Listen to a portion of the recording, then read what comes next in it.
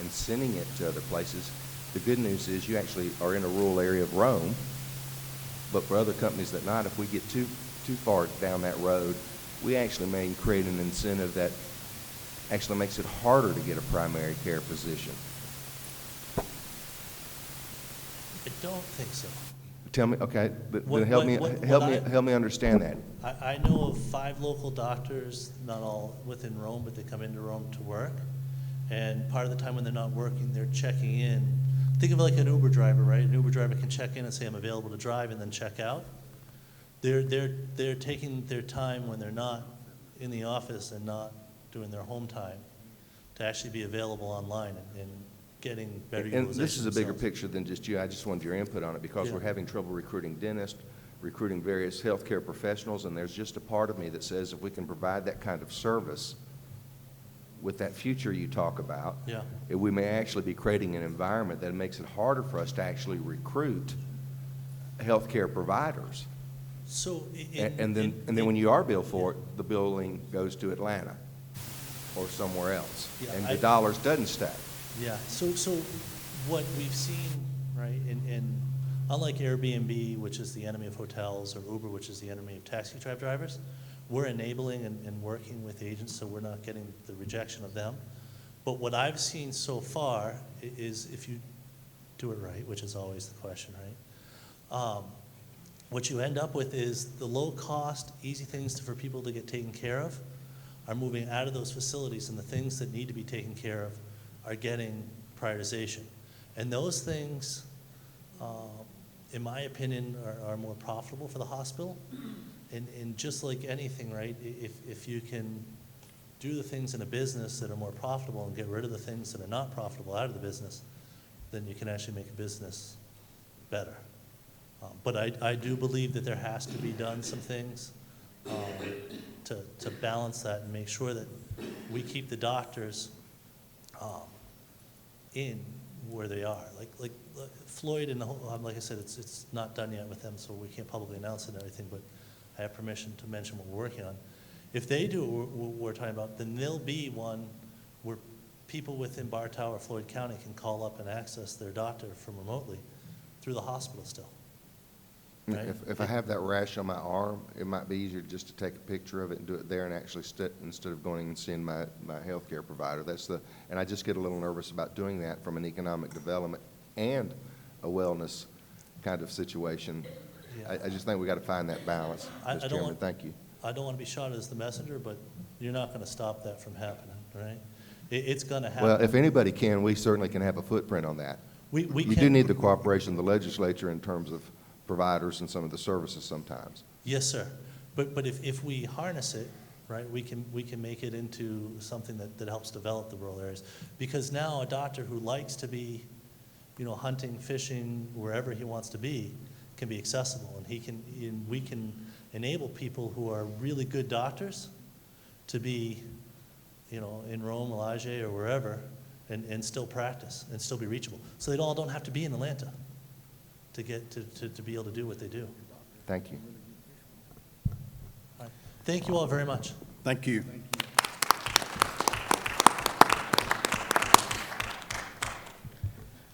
Well, there a few minutes ago, I kind of got ahead of myself getting ready to introduce the next speaker. I was so excited about what happened last Saturday in Atlanta. That is, we have Karen coming to us from Georgia Tech that I jumped all over myself and stumbled and just got way ahead of myself. But Karen is coming to us, and she's the director of the Georgia Manufacturing Extension Partnership, which is based there with Georgia Tech. And she and some others that we're going to be hearing from next have been working on, we met with them about 2.5, 3 months ago, I guess, and asked her and her team and the folks at the University of Georgia and some others to sit down and try to figure out how the things that they offer at Tech, how the things that are offered at University of Georgia could be put into a partnership instead of an individual having to go to 4 or 5 different vendors to get help or the services that they need. So Karen's going to talk a little bit about some of Georgia Tech's rural initiatives, and Karen, we're glad to have you with us. Thank you. Good to see you. Thank you. Good to see you too, Terry. at that game. Okay. I was at that game, and so you should I took my son's girlfriend, and she's a Georgia grad, was in Red Coat Band last year, so I told her she should celebrate as much as she wants to and yell all she should. I believe in everybody celebrating their own team, but it was a hard one. But last year it was hard on y'all, and y'all get more of them than we do, but all in good fun, hopefully. But I do want, before I start, I want to thank each of y'all for the service you provide to the state and your commitment to rural Georgia. And I do appreciate the opportunity to be here on behalf of Georgia Tech and letting you know what Georgia Tech does out in the state.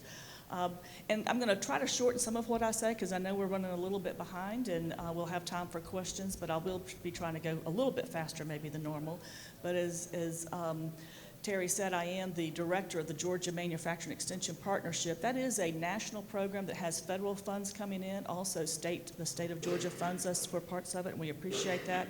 But we're part of Georgia Tech, and we're part of the Georgia Tech that's called the Enterprise Innovation Institute, which is the economic development arm of Georgia Tech. And you'll hear more about some of that later.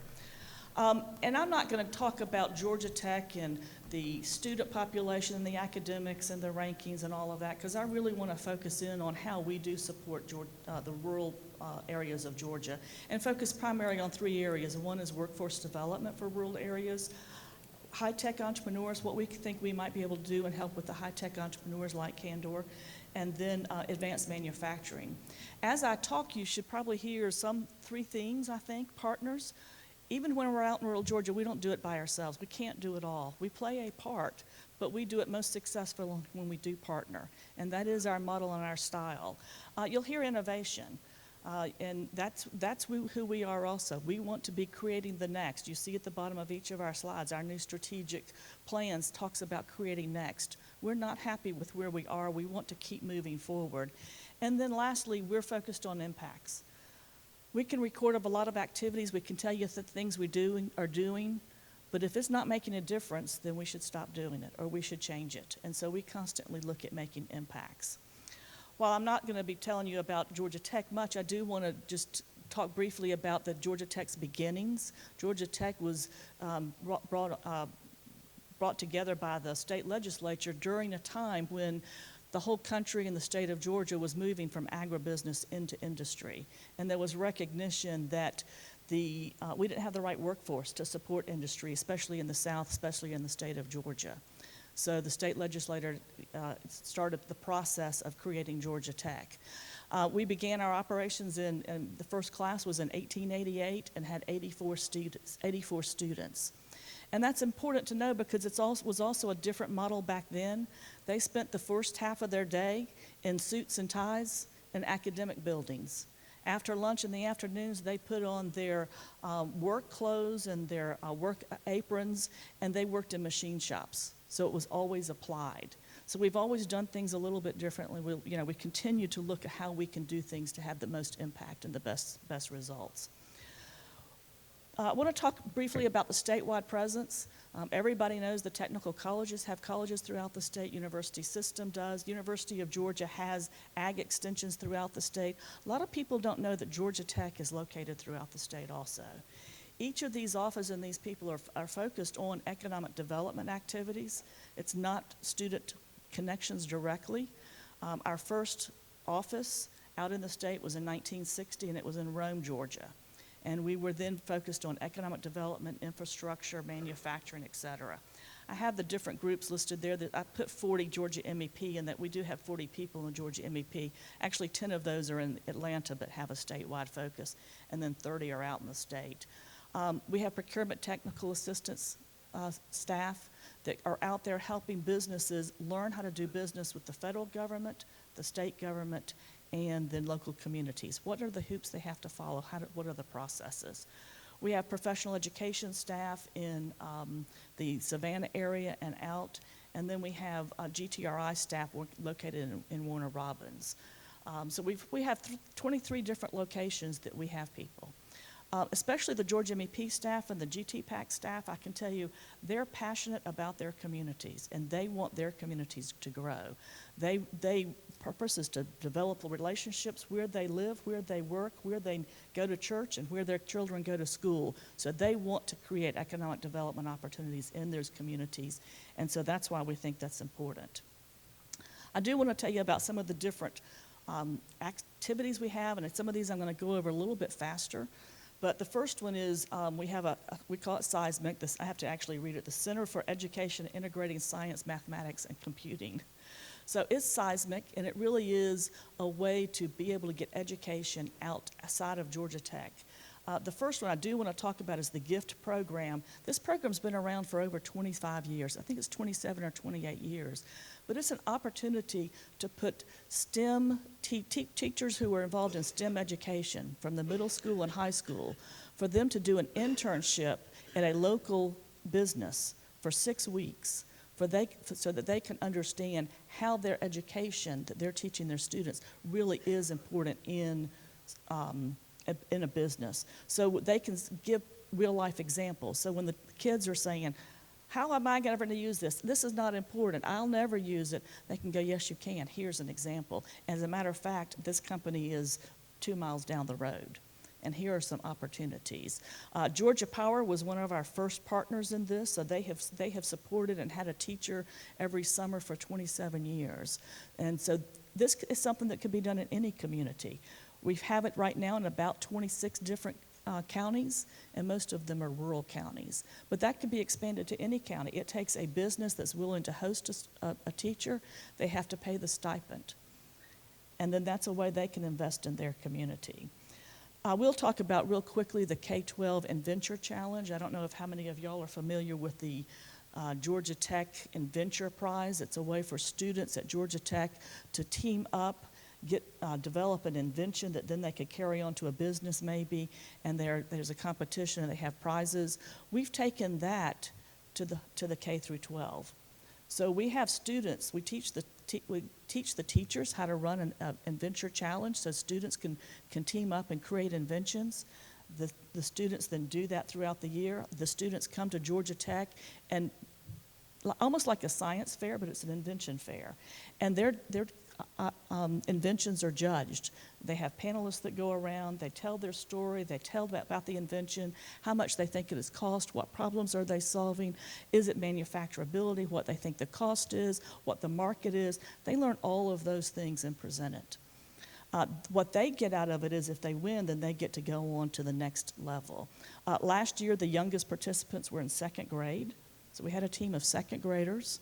The 5th grade winning team created, and the need they were trying to solve is as they talked, all of their parents run, and they run sometimes at night, and they were worried about it. So they created some gloves that had LED lights around them and reflective tape on the back. So as they were running, it wasn't just a headgear, but people would see the motion, and they wanted to keep their parents safe. And those were the 5th graders that won. So it's pretty amazing in ways that, again, as you're talking about how do we build entrepreneurship and how do we build in our own communities, you start young. You let them see the opportunities. You help them see that there are opportunities and that they can do it. I'm not going to go into some of the other ones. I'm sure y'all have heard of the Lego competitions and robotics throughout the state. Also wanted to talk about co-op and intern programs. Georgia Tech has the traditional co-ops of Georgia Tech students going out into business.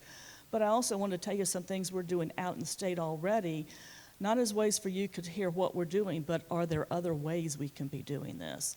Our GTRI facility in Warner Robin actually has 14 co-op students from Mercer, some of the engineering students from Mercer. So they want to work with those students so those students will see opportunities in Middle Georgia where they grew up, where they're going to school, and maybe they'll stay there. So they're investing in Middle Georgia by doing that. The Georgia MEP has started hiring some additional co-ops for us, not to do our work, but to go out into companies that are smaller that can't afford a co-op full-time or they don't have a big enough project, but we hire them out for limited projects to companies, and they're doing that throughout the state. We advertise and promote the Georgia Southern Intern and Co-op Program. If somebody's in South Georgia and they want to live at home and they want a co-op program, they don't want a Georgia Tech co-op. Now, Georgia Tech wants me to promote Georgia Tech, but since we're out there in our communities, we want our communities to be successful, we promote the the Georgia Southern Intern Program and co-op program.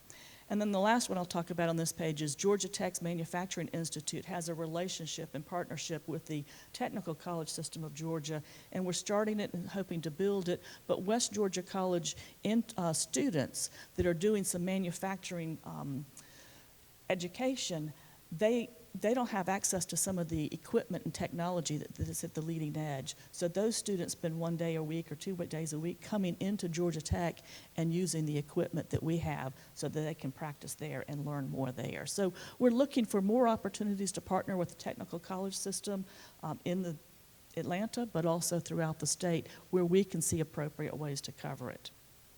I'm going to talk about the VET program next, and this will be, I'll kind of go over this fairly quickly. This is an area that we've got several military installations throughout the state. These veterans, as they leave the armed services, have great talents and great skills, but there's a transition as to how to go from being in the military and how they work to being in business. And so this is a transition program that has different areas that they can go into. It is the basic course everybody has to take. And that is actually funded by the Department of Economic Development, so we appreciate that they cover that cost. And then there's 3 different tracks that they can go into. What's unique about this program is we also try to find local companies to provide internships to these veterans as they're trying to go into the workforce. They spend 6 weeks going into the company working with them. They spend the morning in the education side and the afternoon in the business. So again, if you're leaving the Air Force and you're leaving Moody or you're leaving Fort Stewart, you don't have to live in those areas. But if you have an internship and you partner with the company, then you might stay in that area. So it's a way that we could build that.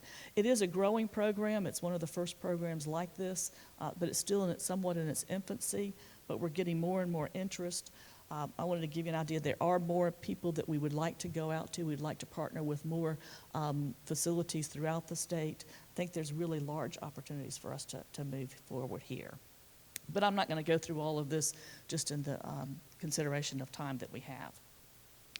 Those are the things that we do for workforce. I want to talk next about what we do for high-tech entrepreneurs. That was one of the last questions from the last speaker about how do we get this out other places. So I'm going to spend some time talking about ATDC. That's the Advanced Technology Development Center.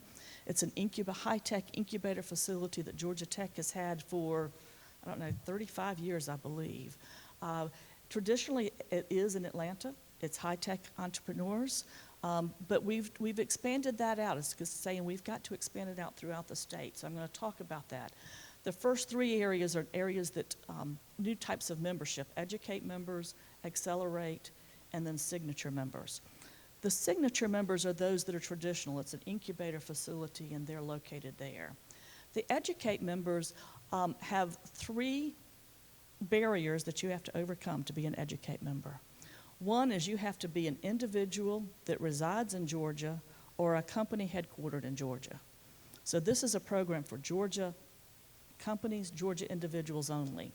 In the past, we only dealt with startups. Now it can be an individual. It can be an individual that just has an idea. It can be an individual that wants to be an inventor. It could be somebody working full-time but wants to leave there and create their own business. So that's the first criteria. The second criteria is that they have to be involved in something that's high-tech, the development of high-tech. So Candor would have been a company that could participate. Premium Peanuts love the idea, want to do work with them in different ways, but they do a lot of high-tech technology, but the peanut processing itself is not necessarily development of new technology. And then the third barrier, it costs $50 a year. So $50 a year, they have access to any of the education resources that ATDC has. A lot of those are provided in Atlanta, but a lot of them are located throughout the state, and a lot of them are done electronically, and you can do it on your computer and have access to it, or then they're also recorded and you can have access to them. Accelerate members are people who already have a concept, they have a business already in place, and they're ready to build it. And so we then will work with those companies to help them to refine the product, help them refine the prototype, find customers, find financing, et cetera, to build their business. And then, like I said, the signature companies are those that are incubated there at Georgia Tech. So those are the three things. Then we've also have these new area things called ATDC at locations, and I've listed them there. This is where it's key to have partnerships. That was one of the questions y'all had about how do we do this in our community. One, it truly has to be community driven. ATDC is not out there driving what communities, but we find a community, or we hear from a community, or we know of a community that has a lot of activity going on. Sometimes it's maker spaces, sometimes it's incubators, sometimes it's the number of patents that are being filed in that community. But there has to be some energy around high-tech entrepreneurs first. And then we partner with that local group to bring the programming that has been successful for 35 years to that location. So for an example, I'll just talk about the first one. It's ATDC at. We partner with For Athens. That's an incubator facility that also does some makerspace.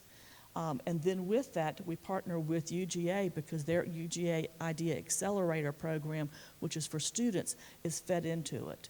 So we don't have to replicate and compete and recreate things. We can all work together. So we do it in a variety of other places. Our two most recent are the Macon and Columbus. Those are the ones that I have in italics. Those have the Columbus one started within the last month. So we're willing to go out to other locations too if there's interest, if there's synergy, and local partners that need the programming. We initially do it by using some people out of Atlanta.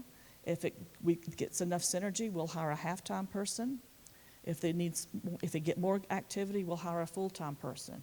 And while we're doing that, we're training local entrepreneurs to serve as mentors. We want local mentors to help these companies grow. So that's the model of how we perceive that, we could be getting out more entrepreneurs, especially high-tech entrepreneurs, out into the rural Georgia. CreateX, I put up here, I'm not going to spend a lot of time talking about it. This really is a Georgia Tech program for Georgia Tech students. Georgia Tech, as we are creating the next, we're looking at making sure that every student that graduates from Georgia Tech has an entrepreneur background. And this is a way that we can go through. It's faculty-led, student-focused, to really instill entrepreneurship. We do some startup labs. They do learn how to do pitches. They do the product development. It, again, is something that if other universities wanted to be involved in this or wanted to replicate it, I think that's something we would be happy to kind of work with them. I think a lot of and entrepreneurship in their students is not novel to Georgia Tech. I know UGA is interested in that. I know that that's also a mission of Georgia Southern and probably a lot of others. So I put that there. I'm going to leave now high-tech entrepreneurs and talk about advanced manufacturing, which is my passion.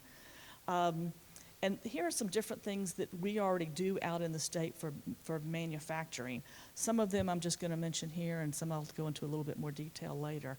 But we have a group that works with minority businesses, and so that's it's not just manufacturing, but any type of business that's minority owned. That group also has a group that's focused on connecting to advanced manufacturing. So they really want to make sure that minority manufacturers are connecting to the larger companies. CTAC is a program that works with manufacturers that are negatively impacted by imports. So if they're seeing a decline in their market, seeing a decline in their revenue and employment, then they can have access to resources here and some grant funding to pay for consultants to do some particular work. So that's another service. I've mentioned GTPAC. That's the group that works with businesses to help them do business with the federal government. The Global Center for Medical Device Innovation, GCMI, is a group that, again, started similar to incubator facility, started a few years ago because we recognize that Georgia should be leaders in medical device innovation. We have enough going on with the medical college, at that time Medical College of Georgia, now Augusta University, but our medical services, our Georgia Tech, our University of Georgia, Emory, there's enough going on here that we should be leaders in medical device. So this is a group that's trying to do medical device innovation and create companies along those ways. We have the health and safety and environmental services that help construction companies and manufacturers with the regulatory issues of health and safety.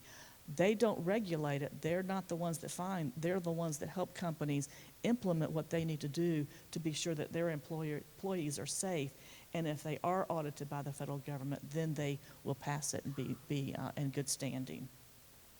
I'm going to talk about the two other ones in more detail, the Agriculture Technology Research Program and the Georgia MEP in more detail next. So the AgTech, we just call it the AgTech Research Program, AgTech. This is a group that is part of GTRI, it's at Georgia Tech, partners constantly with the University of Georgia, poultry science, food science, any number of other things. This is really about the technology of food processing. Again, back to the beginnings of Georgia Tech, Georgia was built based on agribusiness. We were seeing a change to technology. The number one industry in the state of Georgia is still agriculture. The number one type of manufacturing is, the manufacturing sector is food processing. So food processing, food business, agribusiness is important to Georgia and will remain important. So here are some of the things that they do, and I'm going to give you some examples, but they also, again, work with, I actually have some students that are high school students, some co-op students, and then they work with major industries. What they're wanting to do is transform innovation into the advanced technologies and for poultry, agribusiness, and food processing. One example of a company that has already incorporated the technology is Gameco Systems, which is a small manufacturer of poultry processing equipment. And so they use some technology, that's sensing technology out of this group that can look at a bird, a chicken as it's going down the line, similar to an MRI, it's imaging sensing, to see where every bone is shaped differently, every chicken is shaped differently, to be sure that as they're cutting the bone, that they're getting as much meat as they can to increase the yield as much as they can. In the past, some of this stuff was automated, but then they would have individuals go through and scraping off the rest of that meat because we want to get as much of the yield as possible. Now they use this technology in their equipment. They have created more jobs or more sales, and they're selling it to poultry companies that have it in their business. So that's an example of one that's been commercialized. I want to give you three other examples that are in the early stages. They're not in companies yet, but they're the types of things that, again, we're looking to create next that we see could have impact. This is one that we're working with Dr. Gina Green out of the University of Georgia, poultry science. She's a breeding expert nationally and internationally. And I don't know what I'm talking about here, so I'm going to get outside my realm, but apparently they want the birds to lay the eggs only in certain places. And so they constantly have people coming in and making sure there's no random eggs on the floor that you're seeing. So this operation would not only find those eggs and remove them, it could also detect diseases. It could also monitor some environmental conditions. And then the biggest thing is you're not having as many people coming in and out of the birdhouse, the breeding house, because one thing that they want to be very fanatical about is not to have cross-contamination. If there is a disease in this house, you don't want somebody going in there and then going into the next house, because the diseases are easily transferred between different houses. So this is one that we're working closely with them. She's excited about it. We're about to get closer to maybe finding it in some breeding houses in the state.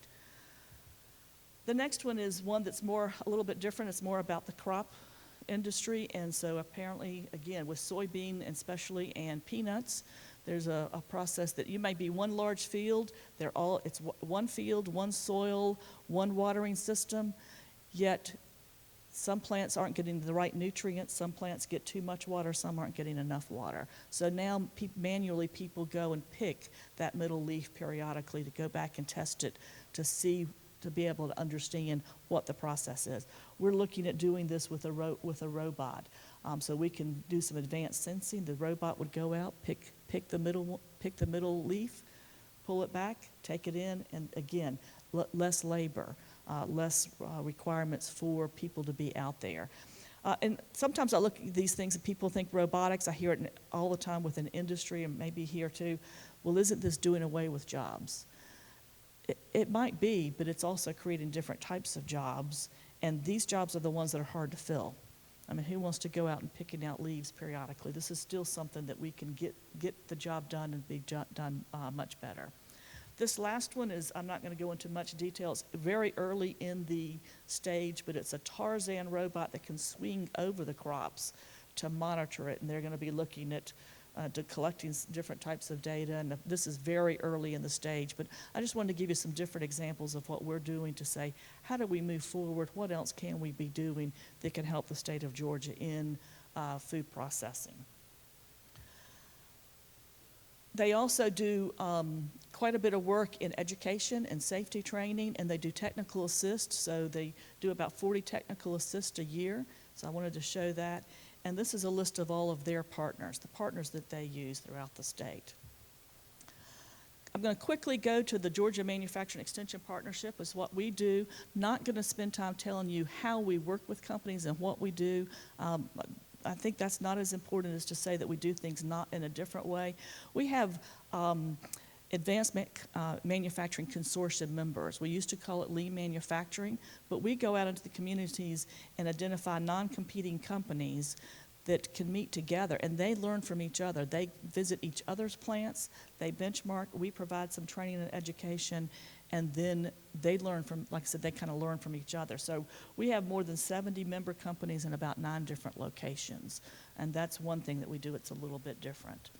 The next thing that we're really proud of, because it's something that we didn't even know if it would work, but we began it 3 years ago, recognize that, again, education outside of the metro Atlanta can be difficult. So we created manufacturing growth network meetings.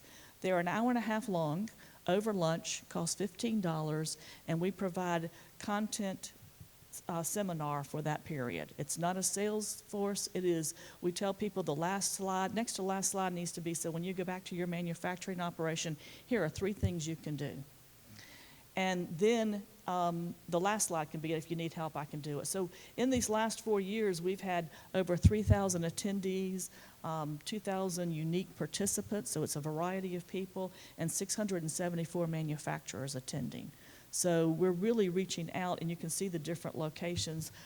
We've reached out to a lot of different locations in rural Georgia. The last real slide I'm going to go over is to talk about our project work. I mentioned that we looked at impacts, and again, I'm not going to read the impacts to you. I want to tell you about 3 situations all of them are in South Georgia, where we've had impact in the types of things that we do. And first is Eastman, Georgia. There's 2 companies in Eastman, Georgia that are specifically started in Eastman, built in Eastman, and now have been sold to larger companies that will stay in Eastman, and they're for the aerospace industry. The first one was the Heart of Georgia Metal Crafters. This is the guy that started this had worked at Warner Robins and managed the machine shop there with 100 people. When he retired, he wanted to stay in this area. So he started a company, got some investors, started a company, and had his machine shop. We've worked with them throughout the years. We helped at the startup, helped them find a location, helped them identify what types of equipment they should need, helped them throughout the years as they've grown. They just recently sold to Kanoa, who was going to invest in them. They started with about 48 employees when it was sold. This year they're going to move to 75 employees, and they're expecting in the next 2 years to be 150 employees. The second company is a company that started in 1998. It was Dynamic Paint Solutions. It is, again, a company that an individual worked at the Dublin airport, and he wanted to create this new company. It was him and his mother and father in the business when he started in 1998. He recently sold it. We've worked with them throughout the years, but he recently sold it and to Valence Surface Tech, and they're now at 85 employees, and I mean, this has been very recent and continuing to grow. So there are examples where companies can start that you may see as very small now, but with the right resources, they can continue to grow and create jobs, and these are good jobs. Second one I wanted to mention real quickly is Optima Chemical. This is a company in Douglas, Georgia. It was started by a Georgia Tech professor in the chemical industry.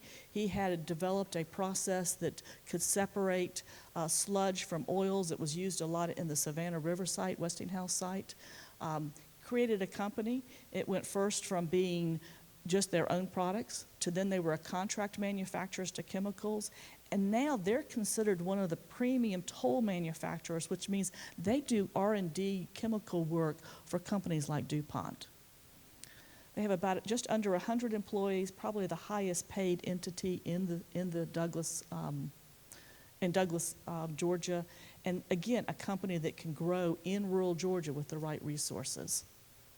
Last example I'm going to give, just because I want us to think broadly and big and large too, is Kreider Foods is a 60-year-old company privately held in Stillmore, Georgia. So, and they do canning processes of poultry. They're competing with Chicken of the Sea and these other companies. They're in Stillmore, Georgia. They have almost 200 employees. They are constantly still trying to reinvigorate who they are and grow. So we've helped them create more capacity so they can add more product lines and try to get more equipment and do different types of processing. So again, another example of what the types of things. Those are the areas that I wanted to cover, and wanted to, hopefully you heard some of the things of partners, innovation, and impact. I've got my contact information here. I'm happy to answer questions, but I also have other contact names and information if you need it. And I know we're serving on a panel later, so if we want to hold questions to later, I can do either way. I think that's what we'll do. Thank you very much. Okay, thank you.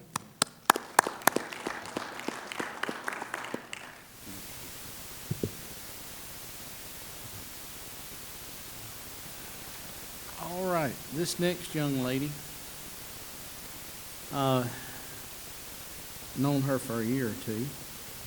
She started working at the University of Georgia when she was about 3 or 4 years old, I think, and Farm Bureau shortly before that. So anyway, Laura Meadows, many of you already know Laura. She has served for several years in between the Carl Vinson Institute and the J.W. Fanning Institute of Leadership, but right now, she is the interim VP for Public Service and Outreach at the University of Georgia, and we're tickled to death to have her there. The person that she's replacing is shucking oysters down on the coast right now at Savannah, in Savannah at Armstrong State. But anyway, Laura and the work that she's done for years and years now with the Carl Vinson Institute and helping educate folks all across Georgia in many different sectors. As I mentioned a while ago, the meeting we had a couple of 3 months ago with her and several other folks, and we just asked her to kind of come give us an update on where we stand on some of the partnerships they've been working on as well. Laura, good to have you. Good to see you. Thank you, Mr. Chairman. Good morning to you and to all the members of this distinguished committee. Like Karen, I want to thank you for allowing the University of Georgia to be on your agenda today, and certainly for the great work you're doing every day and around this particular very important topic. And I know there's a lot of passion in this room about rural development, and so thank you for the time that you're putting into this. I want to talk a little bit today, and this was our charge, to talk about the rural initiatives of the University of Georgia on a very high level. Clearly, I can't talk about everything we do at UGA, but I do want to talk about, really zone in on how we help businesses directly, and also how we're out in communities helping to create the capacity to create an environment that is conducive to job creation and business development. So like Karen, I'd like to give a little bit of a history here. The University of Georgia was created in 1785 by an act of the General Assembly, and it shows the vision of the General Assembly to create what was the first state-supported chartered university in the country. And we're very proud of that, of being the birthplace of higher education.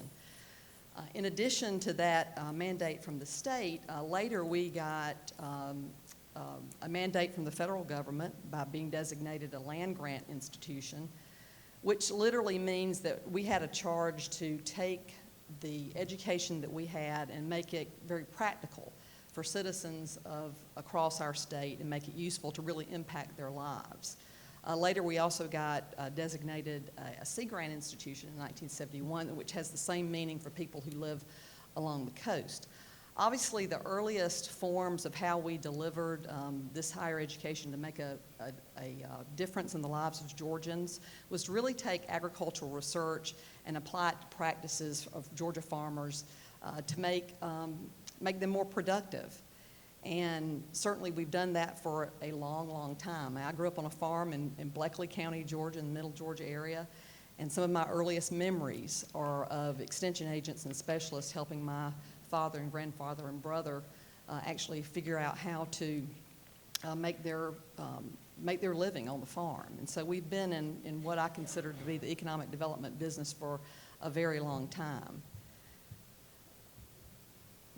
The Cooperative Extension Service was and is a very, very important part of our outreach to Georgians across the state. We continue to have a great group of extension agents and specialists who provide higher education training for agriculture and natural resources. They provide information for families and information that's important to consumers. And of course, the great important work that we do in the development of young people throughout Georgia through the 4-H program, which again was very important in my upbringing and important to my development. When you're talking about rural development, I think you really have to always mention the discoveries that our faculty make on our campus that create opportunities in rural development. And our discoveries are pretty amazing. If you look at some of these two top crops, these are just an example. You will look at our peanut crop and our blueberry crop, where most of the varieties of peanuts that are actually produced right now in Georgia were discoveries at the University of Georgia, and about 60% of the blueberry varieties were also UGA discoveries. So that's an important part of rural development, and I wanted to make sure I mentioned that. Later on, we actually expanded the meaning of the land-grant institution and to make a difference in the lives of Georgians through programs that help governments become more efficient and better, through programs to help small businesses create more jobs, through programs to help nonprofits and other community groups. And we do that through these diverse units here that I've listed here today. I'm going to talk about the work specifically of several of these units, but I did want you to look at the 8 units, including the Office of Economic Development in Atlanta, which I'll go into a little bit further. The main point I want to make to you today that public service and outreach is really core to the mission at the University of Georgia. And it's given equal weight to that of instruction and that of research. And of course, my boss, the president of the University of Georgia, Jerry Moorhead, says it better than anyone when he says there's nothing really more important that we do at the University of Georgia than to help Georgia's economy improve and to help create jobs across our state. So we're all committed to that mission. This map shows where we have UGA facilities, and we have quite a physical presence across our state in every county, as a matter of fact. And most of these are extension offices, research facilities, small business development center offices, and archway sites, which we'll mention later. But the interesting fact is that we figured that the farthest a citizen has to drive in the state to actually access a physical presence of the University of Georgia office is 38 miles. We figure that's in Charlton County. So an office is close to most citizens in the state of Georgia, and we want to make sure that those offices are portals to all the resources that we can bring from the University of Georgia to communities. So today I really want to hone in on the ways that we helped provide building blocks for community and economic development out in Georgia through small business development, through direct development of leadership, a broad section of leadership across Georgia, through directly training economic development professionals and elected officials, by helping communities really look at their strategies for economic development as well as workforce development through the revitalization of downtowns, and then finally the tools that we help provide leaders in communities to help with their decision making. I also want to stress that we do all of these things really in partnership with many different groups, and many of those folks are in the audience today, and I want to recognize them and say thank you to them too. So we have great partnerships that we've built over the years. I want to start with our work directly with businesses. We all know, you know, that the entities that actually create jobs are the businesses across Georgia. And of course, when you're talking about rural development, there's nothing more important than the health and well-being of small businesses. We have the Small Business Development Center, which offers consulting services to small businesses, which offers training on a host of projects. Last year, they worked with over 4,000 clients, had over 3,000 people in training programs to do a variety of things, from helping businesses actually come up with their business plans to helping provide marketing strategies and branding strategies. One of the things I want to mention in particular is our ability to help companies with exporting. And I think when you're talking about rural areas where you have smaller populations and you have, in some cases, decreasing populations, you want to find ways to make sure those businesses have access to this global market that we have. And the Small Business Development Center actually puts emphasis on helping companies with their export opportunities, from actually how to break into the market to providing financing, insurance, how to conduct transactions, the whole host of things. This is an example of two companies, one in Albany, one in Rome, that do very different things. One is a pecan producer, and the other provides materials that actually are used in construction and mining. And these are clients of the Small Business Development Center that have actually increased their sales and increased their market opportunities because of the consulting they've received from the SBDC. I'll also mention that we have seen a trend over the past few years with people wanting to get back into farming, some that have been in farming before and have moved away and want to come back to rural areas. We have a program with the Cooperative Extension Service called the Journeyman Farmer Certificate Program, where we actually help new farmers and farmers that want to come back in the business actually do some planning. We think that has real potential for those areas in our rural parts of the state. In addition to providing assistance directly to businesses, we do a lot of things to help create the capacity out there for job creation. And I think if you polled everybody in this room, probably everybody would agree that there's nothing more important to vibrant communities or vibrant regions or a vibrant state than that of engaged, informed leadership. And at UGA, we take really a multifaceted approach to leadership development, mostly through these two units, the Carl Vinson Institute of Government and the J.W. Fanning Institute for Leadership Development. The Carl Vinson Institute actually works with elected officials in conjunction with GMA and ACCG, as well as really government officials at all levels, from city and county clerks to code enforcers, for professional development. The J.W. Fanning Leadership Institute works with adults and youth in helping people from really diverse backgrounds and perspectives come together and enhance their leadership skills and really think about what they can do to help move their community forward.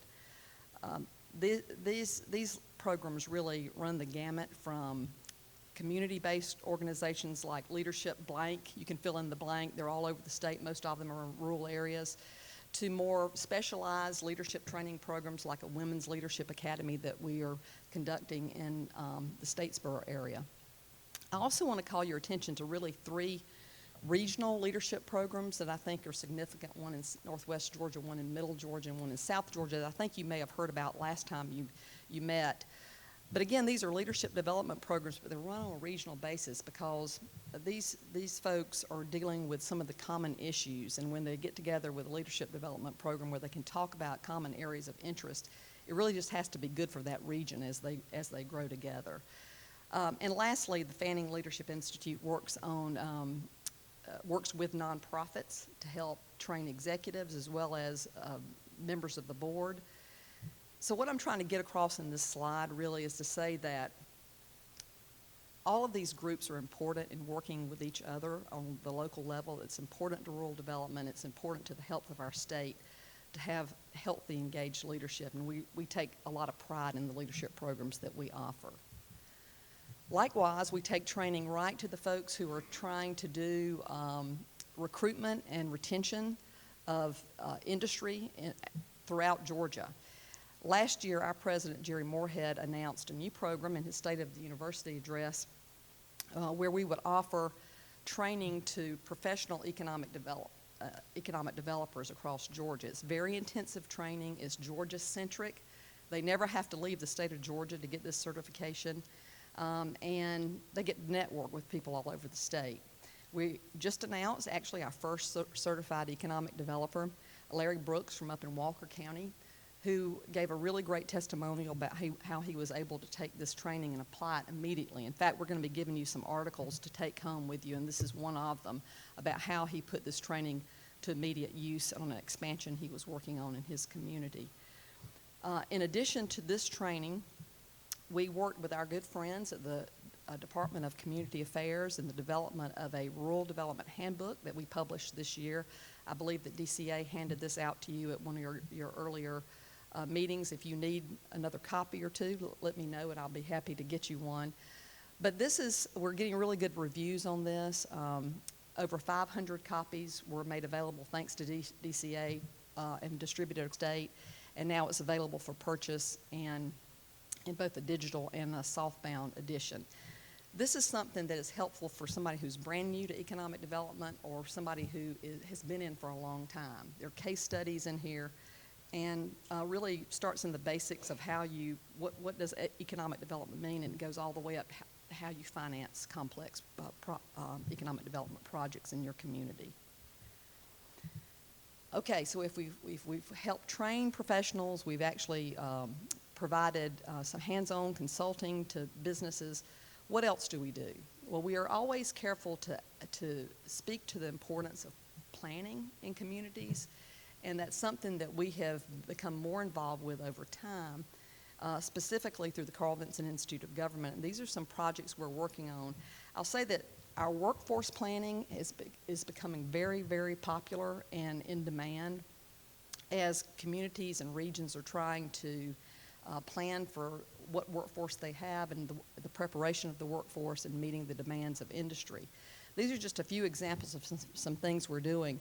We're doing some economic development strategic planning right now in Hawkinsville and Pulaski County. A couple of years ago, we worked with Cordele Inland Port Project on strategic planning, and they've had a couple of big economic development announcements around that. Switching gears a little bit, we've been involved with tourism projects, working down in Jessup and Wayne County on a project along the Altamaha River that will be a very educational, but yet also an economic development project. We worked up in Hart County, which is an Archway site, and you'll hear more about that in just a minute, and helping them actually look at their CTA curriculum and having it more closely aligned with the needs of businesses in that particular area, as well as helping them plan a college and career academy that has just recently started there. We work with 2 workforce development boards down in Middle Georgia area on a manufacturing sector partnership where, again, we go in and help do an assessment of what the needs are of manufacturing and help facilitate conversations between all the providers of workforce development training in that region.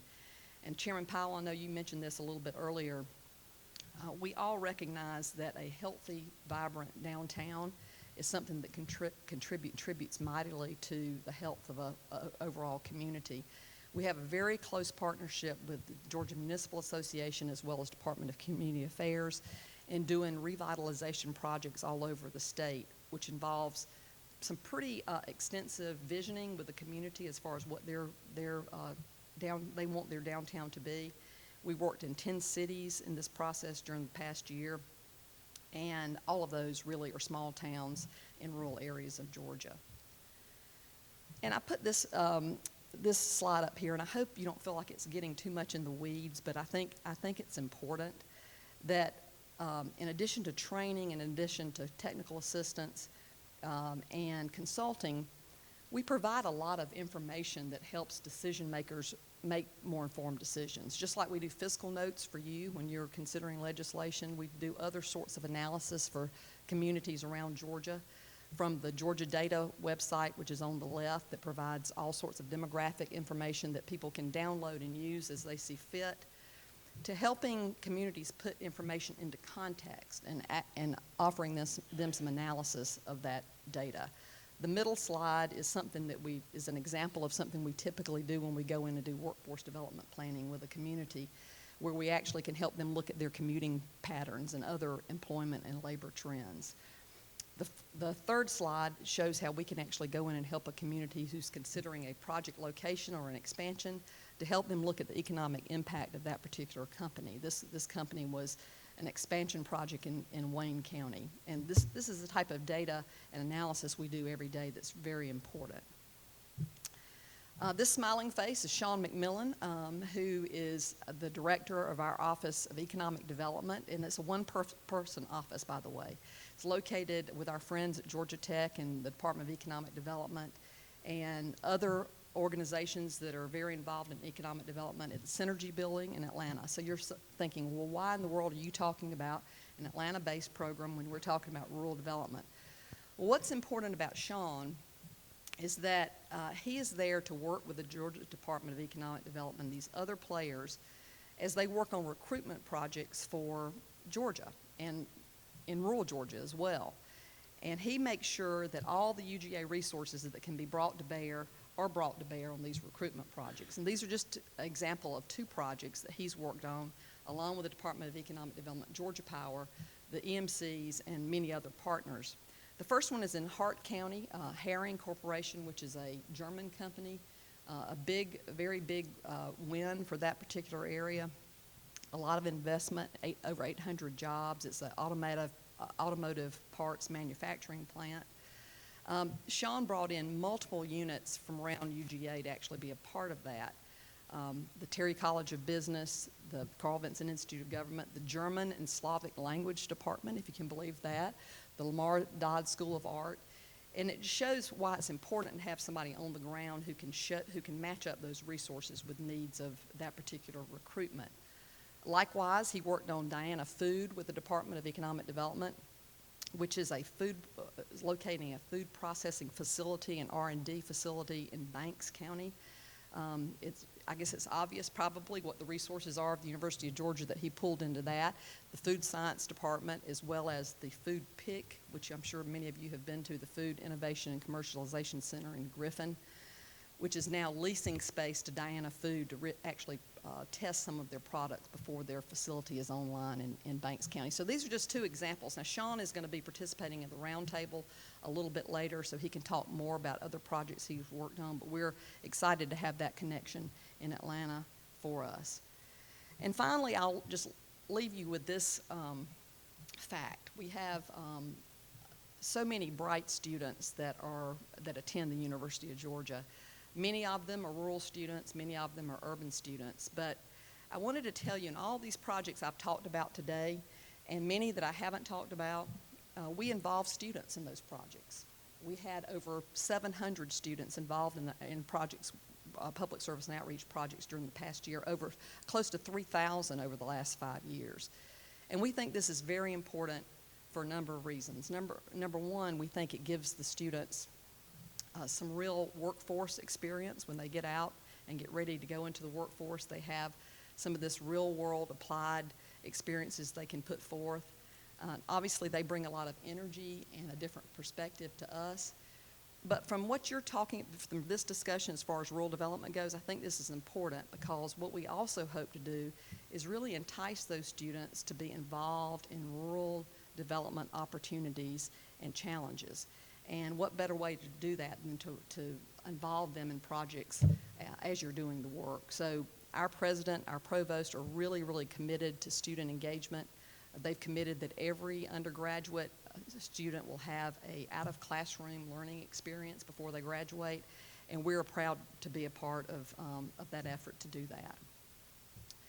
So I just want to close by saying we, again, appreciate the work that you all do. Our university is committed to making sure that we impact quality of life positively in rural Georgia and across our state. And we stand ready to assist this council with in your deliberations and anything we can do to make you successful. So thank you very much for the opportunity to be here today. Thank you.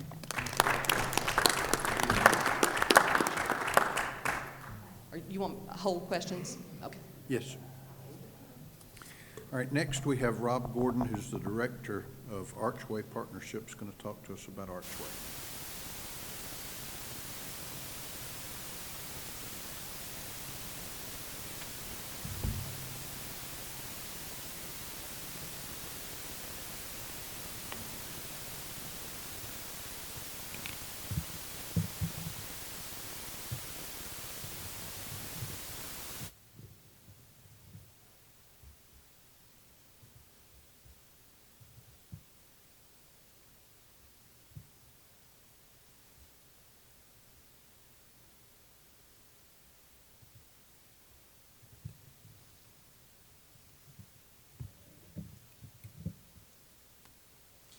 Okay, well, thank you, Mr. Chairman. I appreciate it, members of the council. I really appreciate the opportunity to be here this morning and talk a little bit more about the University of Georgia and specifically about the Archway Partnership.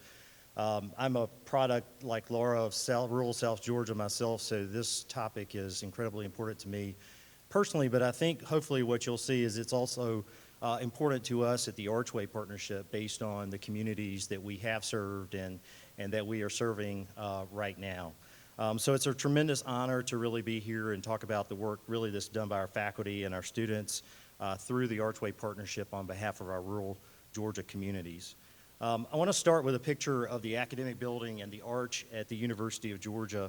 You know, the arch is, as you know, is a literal gateway into North Campus of the University of Georgia. It's really also a figurative gateway or figurative entrance into the campus and all of the resources that are inside the University of Georgia. As Laura mentioned, the University of Georgia as a land-grant institution, as a large R1 research institution, has vast resources, both in terms of faculty and students.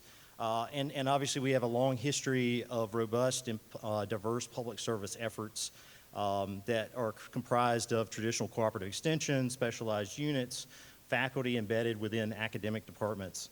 But in 2005, just to give you a little history, leaders at UGA decided to take inventory of all of those public service efforts to really determine how faculty and students from across the university could be pulled together in a comprehensive and an interdisciplinary way to support community engagement. And ultimately the question became this: how can we engage the full resources of the university in a comprehensive and sustained way on community-identified economic development needs? I think of it this way. In other words, how do we flip the picture? How do we think about what's happening outside of the arch, outside of that gate, and focus our real attention on the communities in Georgia and the places that people live and work and respond specifically to their needs? And how can we do that in a broad, long-term, sustainable way that really promotes real change and impact in Georgia's community? And the result of their decision was the Archway Partnership. Our mission is pretty simple. We connect communities with higher education resources to address locally identified needs and issues. Now that last part is really critical. What we work on is completely determined by the communities that we serve. We don't go in and tell them what they need to work on. We go in and facilitate a process to ask them what they want to work on for their community. And we have tremendous resources at the University of Georgia, as you know, but for the Archway Partnership, our philosophy is that we're going to apply them only when it works for our community partners. And so our first priority is that service to our communities. But I hope you will see through this presentation what we've really found is this, that the Archway Partnership is helping to fulfill all three parts of the university's mission by serving our communities. But at the same time, we're able to provide support for faculty research on critical community important issues, and we provide students, as Laura mentioned, with real-world learning opportunities that are enhancing their classroom instruction. The Archway Partnership started as a pilot program in just one community down in Colquitt County in 2005. And since 2005, the program has evolved and expanded, and since 2011 has settled on 8 active geographically dispersed communities that we serve at any one time. So those communities are located across the state of Georgia. The communities that are highlighted in gray here on the screen, those are what we call our alumni communities. Those are graduated from the active program of the Archway Partnership, and I'll talk about that in just a second. The communities have found differing ways to continue to sustain the collaboration efforts that they developed while they were an Archway Partnership community, and we actually continue to maintain a lot of contact with those alumni communities in a lot of different ways. The communities highlighted in red here, those are our current active communities. Now, being an active Archway Partnership community means primarily 2 things. One, our active communities fund a portion of the cost of the Archway Partnership. Now, this is important for a number of reasons. First, not only does it help defray the cost of the program, but more importantly, to us, it demonstrates a commitment on the part of the local community, or in other words, that skin in the game, that they have a willingness to take advantage of the university resources and are working together. Second, active communities really have what may be the most unique and important part of the Archway Partnership model. We have a faculty member who's embedded and works in and is dedicated to each of that community. So each active community has a faculty member dedicated to that community who works there on a day-to-day basis. And that faculty member works every day with a core group of community stakeholders and funding partners, what we call the executive committee, comprised of representatives of various entities and organizations within the community. These community stakeholders bring the perspectives of the organizations they represent, and they're further informed by regular community-wide listening sessions and other information from community representatives. Ultimately, they set priorities and goals around identified community needs. This is a little closer view of how we connect communities to UGA. As you see, we have leaders from local government, city and county, local school systems, hospitals, development authorities, chambers of commerce, other authorities, local neighborhood civic groups, nonprofits, the business sector, other higher education institutions, and our Archway Partnership faculty member, what we call an Archway professional, facilitates all of that work as a neutral third party and then connects the community with higher education resources to address the community identified priorities. Here, for example, is resources from various colleges and schools and other UGA public service and outreach units. This is as I said, really a unique model. We've really been unable to find exactly this model really anywhere that we've been able to see, but it's really a key to the success, I think, of the Archway Partnership.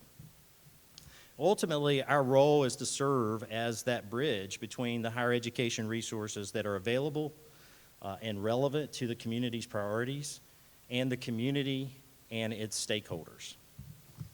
And while it's certainly been the case that most of the resources that we have delivered to our communities through the Archway Partnership have come from UGA, that's not always the case. Over the years, we've engaged other USG institutions, and we've engaged half of the technical colleges in the technical college system of Georgia.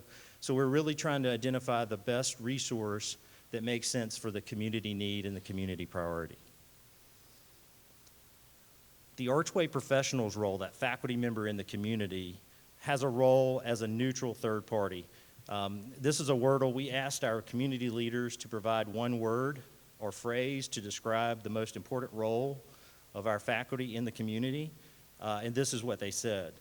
So you can see neutral facilitator, convener, mediator, organizer, connector. Those are important roles that we have as the Archway professional, and I think it really makes it clear that our focus is completely on the community. In other words, we truly do shift the focus entirely on the needs and issues of the communities that we served as identified by the communities.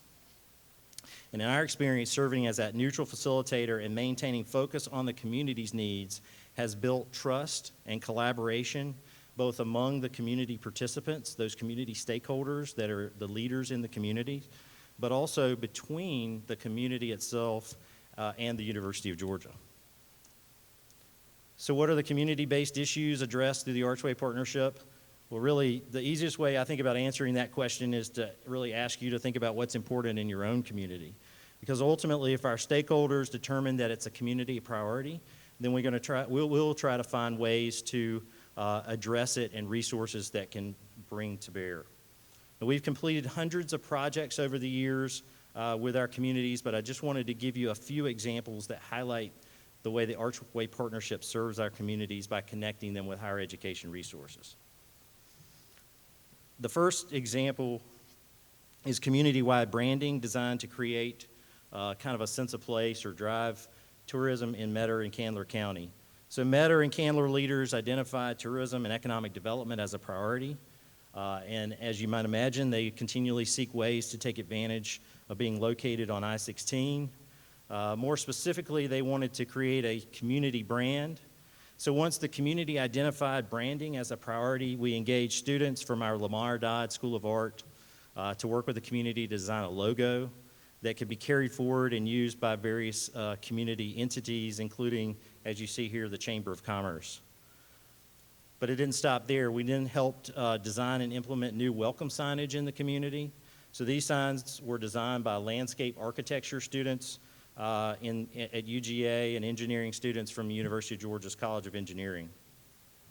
And finally, the community wanted to create a better sense of place on its website and make it easier for web visitors to locate information about the community.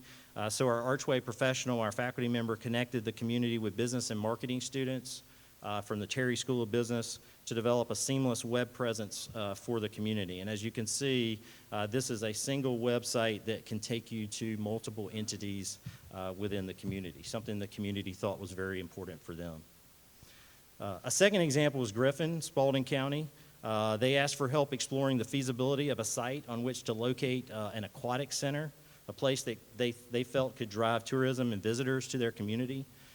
So we brought in students from the University of Georgia who visit the site, they go to the community, they talk to the community leaders, they have their faculty members with them, but talk with the communities, they take notes. They go back to the University of Georgia, they complete their designs, they complete their studies, and then ultimately they return to our community. Here they are in Griffin presenting to the community the findings of their project. So through the students' work, the community now has information on which they can make an informed decision on whether or not to move forward. So again, it's really trying to help provide information and help facilitate the process of communities making better decisions through resources that we can help deliver.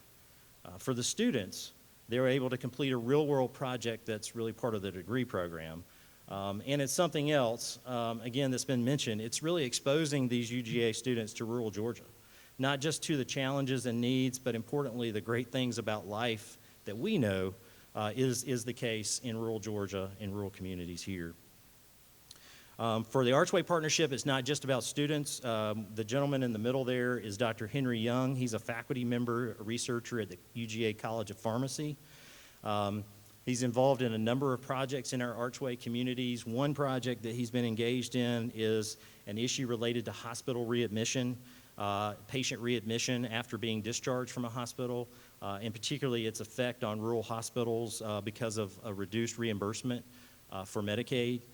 This issue is certainly one of patient care and health outcomes, but really it's also, as you know, a financial issue and a serious one for many rural hospitals who are already struggling financially.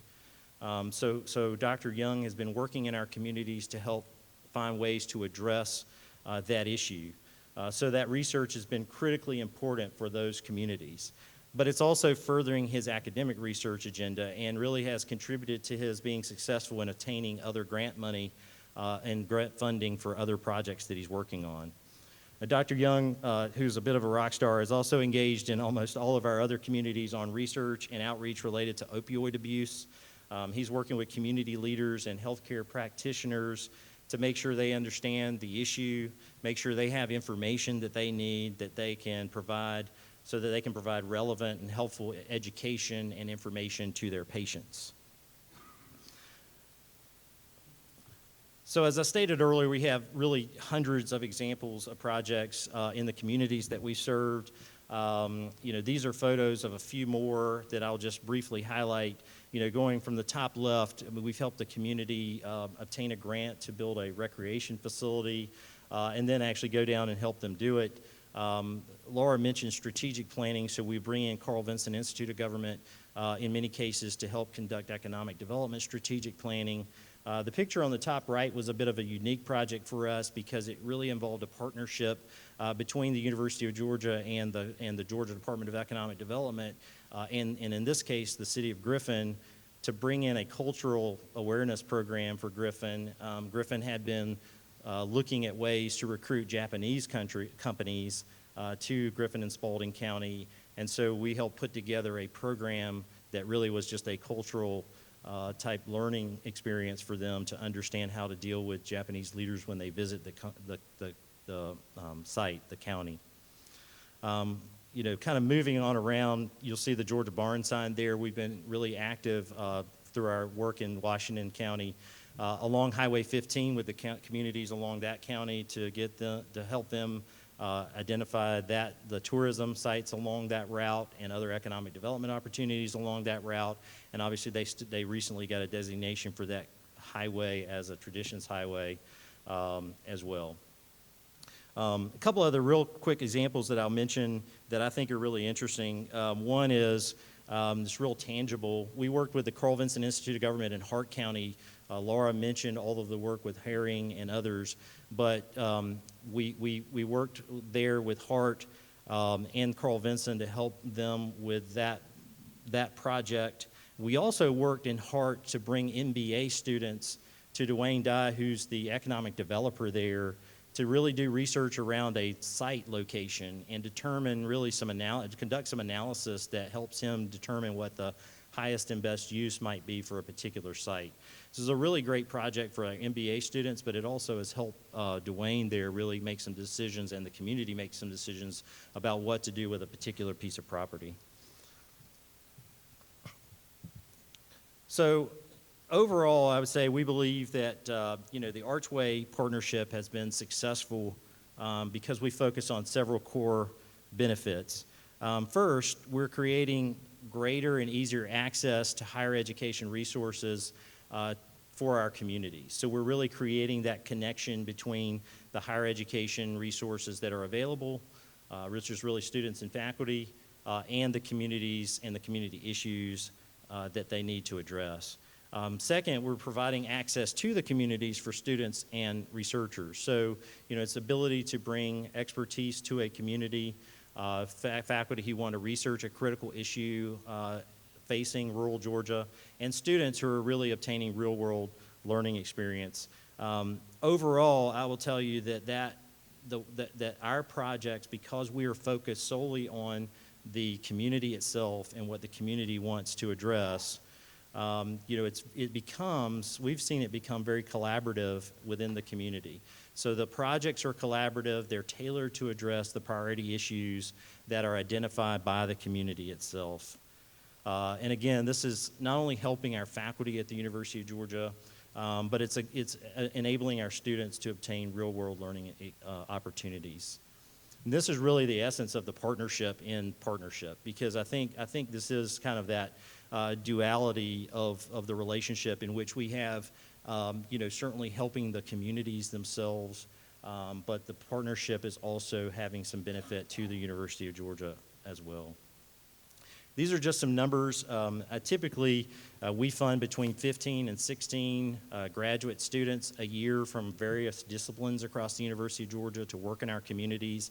Over the 12 years, we've funded 131 graduate assistantships. We've engaged hundreds of community members, and again, we've partnered with other higher education resources. So not only have we engaged all 17 schools and colleges at the University of Georgia, but we've collaborated with half of the USG institutions and half of the technical college system institutions. So that's some impact. I'll also tell you, in the first community, Colquitt County, we undertook a study to determine what the economic impact of the Archway Partnership has been over the last 12 years.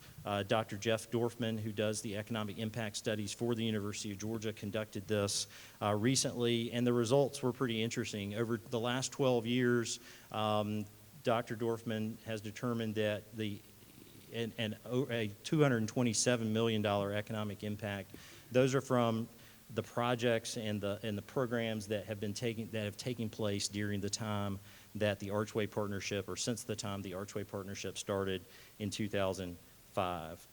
That's in one community alone. It's really, I will tell you first, right off the bat, it's the result of the leadership of the community partners in that community. It's a result of the collaborations that were developed over sustained efforts over the years. Ultimately, it's the result of everybody working together to make Colquitt a better place to live and work.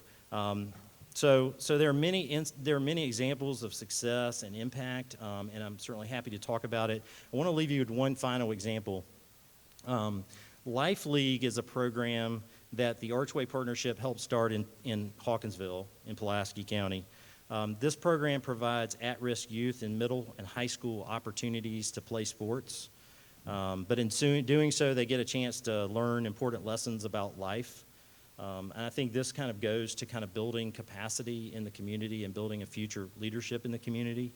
Now, each year we bring the students to Athens to play their league's championship game and tour the University of Georgia. During their visit, they get to play their game in UGA facilities.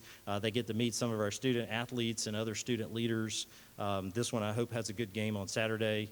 Perhaps more importantly, they get to meet with faculty and students and staff who talk about what it takes to be successful, what it takes to attend college. Now, they might not all go to the University of Georgia, but they're getting exposure. And really, they're getting to exposure, and maybe we get to open their eyes to some things that they may not ordinarily get to see. And we think it's had a positive impact. And in fact, we can measure this in some ways. So we know that students who have participated in Life League have a high school graduation rate of 91%, which is 20 points higher than the local average. So I think this is really making a difference in rural Georgia. I think we're trying to play a small part in fulfilling the University of Georgia's service mission to our state. It's certainly something that is important to all of us here, especially to us at the Archway Partnership. I thank you very much for your time, and I look forward to your questions.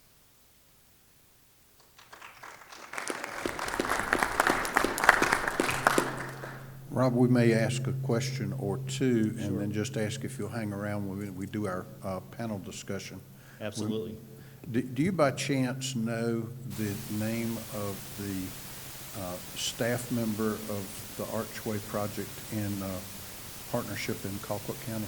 I know a past staff member who was there for a long time in Colquitt County, Miss Emily Watson.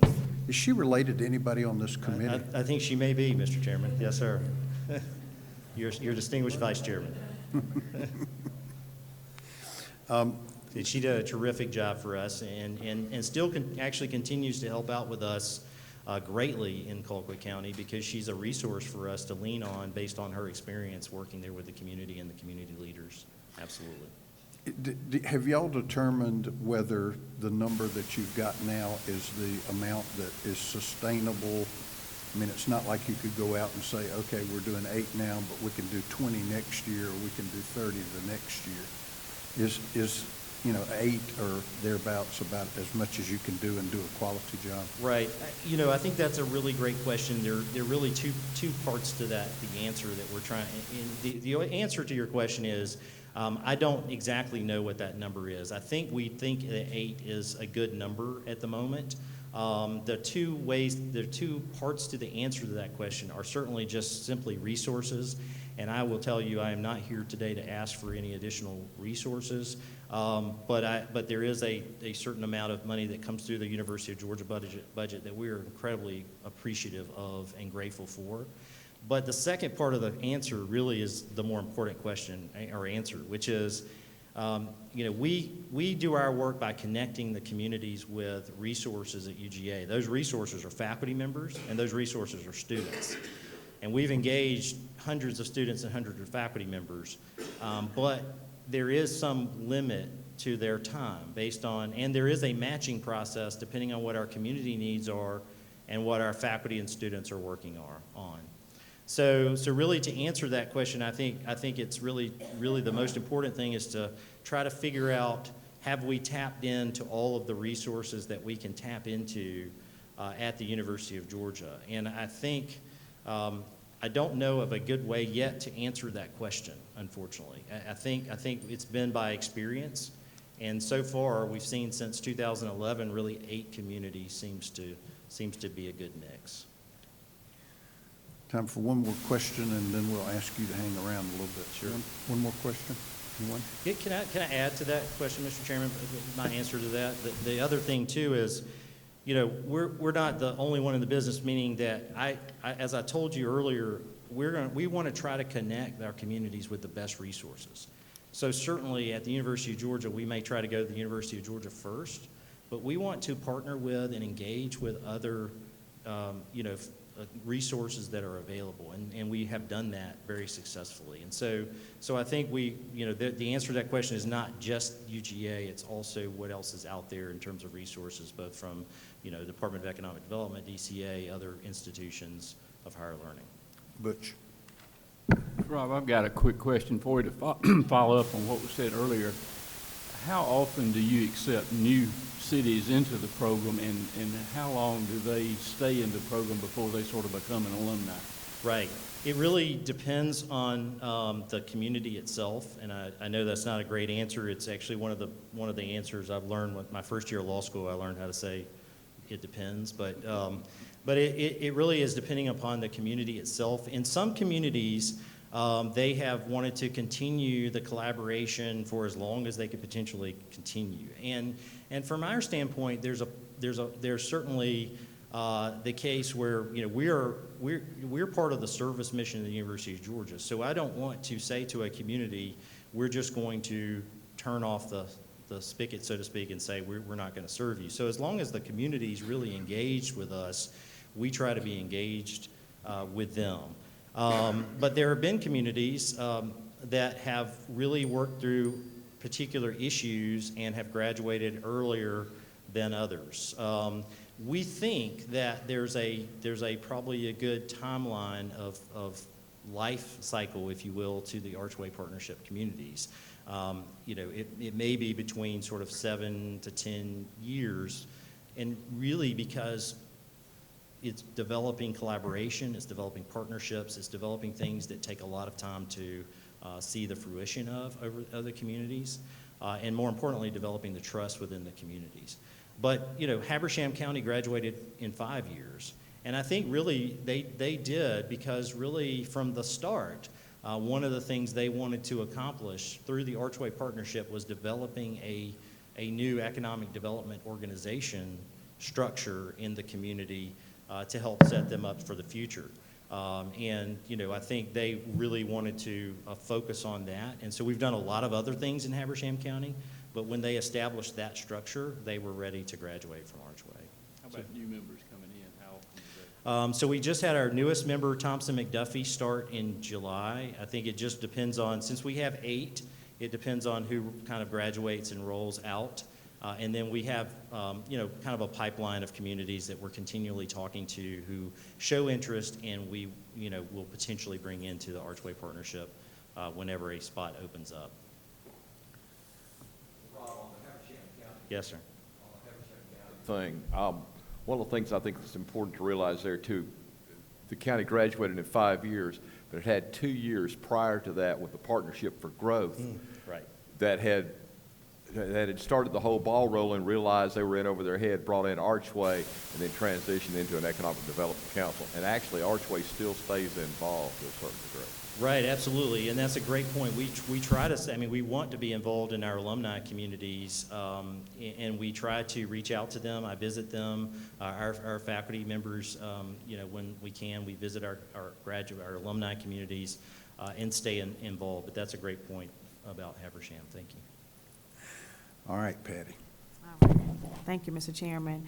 On Monday of next week, one of my counties in my district will be hosting a visit from DCA resource team.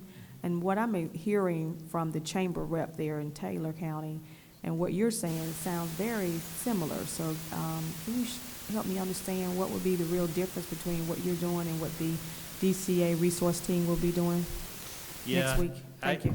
I can't really speak for what the resource team is doing at DCA. What I can tell you is that, from our standpoint, what we want to do is develop, or we want to come into a community that has a collaborative group of stakeholders in that community, a partnership between leadership in the community, and work with them on a long-term basis with a faculty member dedicated to that community every day. And help them to prioritize, help them to identify the specific issues that they want to address through the Archway Partnership process. and facilitate that process. And then once they decide and prioritize their issues, we find resources to help address them. Okay, So that's our mission, that's our goal. all right. That helped me understand the difference. Sure, yeah. Yes, thank you. Sure. Thank you very much, and like I say, if you'll hang around, we're going to have some more questions, I'm sure. We're going to get a little bit off the schedule because we've got a 15-minute break, but because we're running behind, it's going to be a 5-minute break. See you back in your seats, 5 minutes.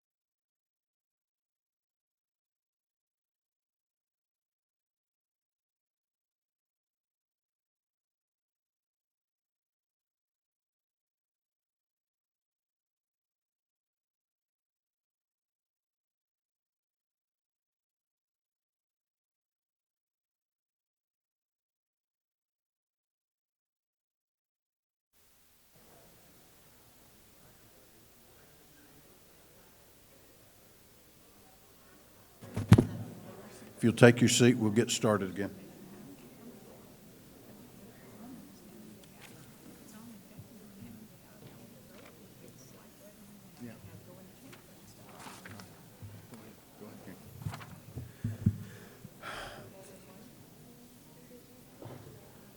All right, our next presenter is Keith Kelly, who is President and CEO of Kelly Products, Inc., a holding company for 12 operating companies, all focused on agriculture.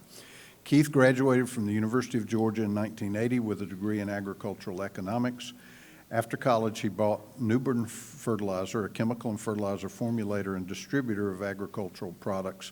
In 1984, he sold the company and went to work for Pennington Seed, where he spent 9 years becoming a senior vice president. He started Kelly Products in 1992, and he's going to tell us a little bit about innovation in agriculture and in companies dealing in rural Georgia. Welcome.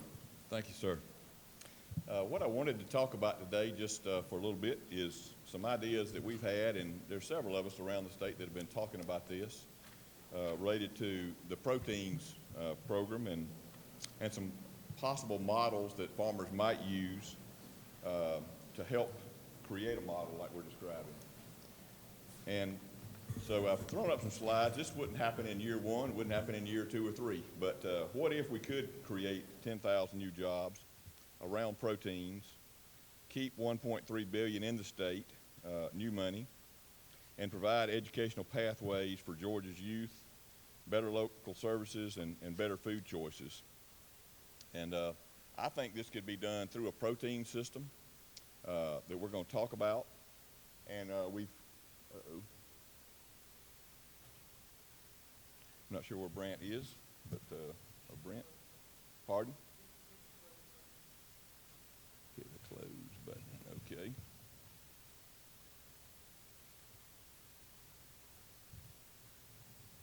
Got it?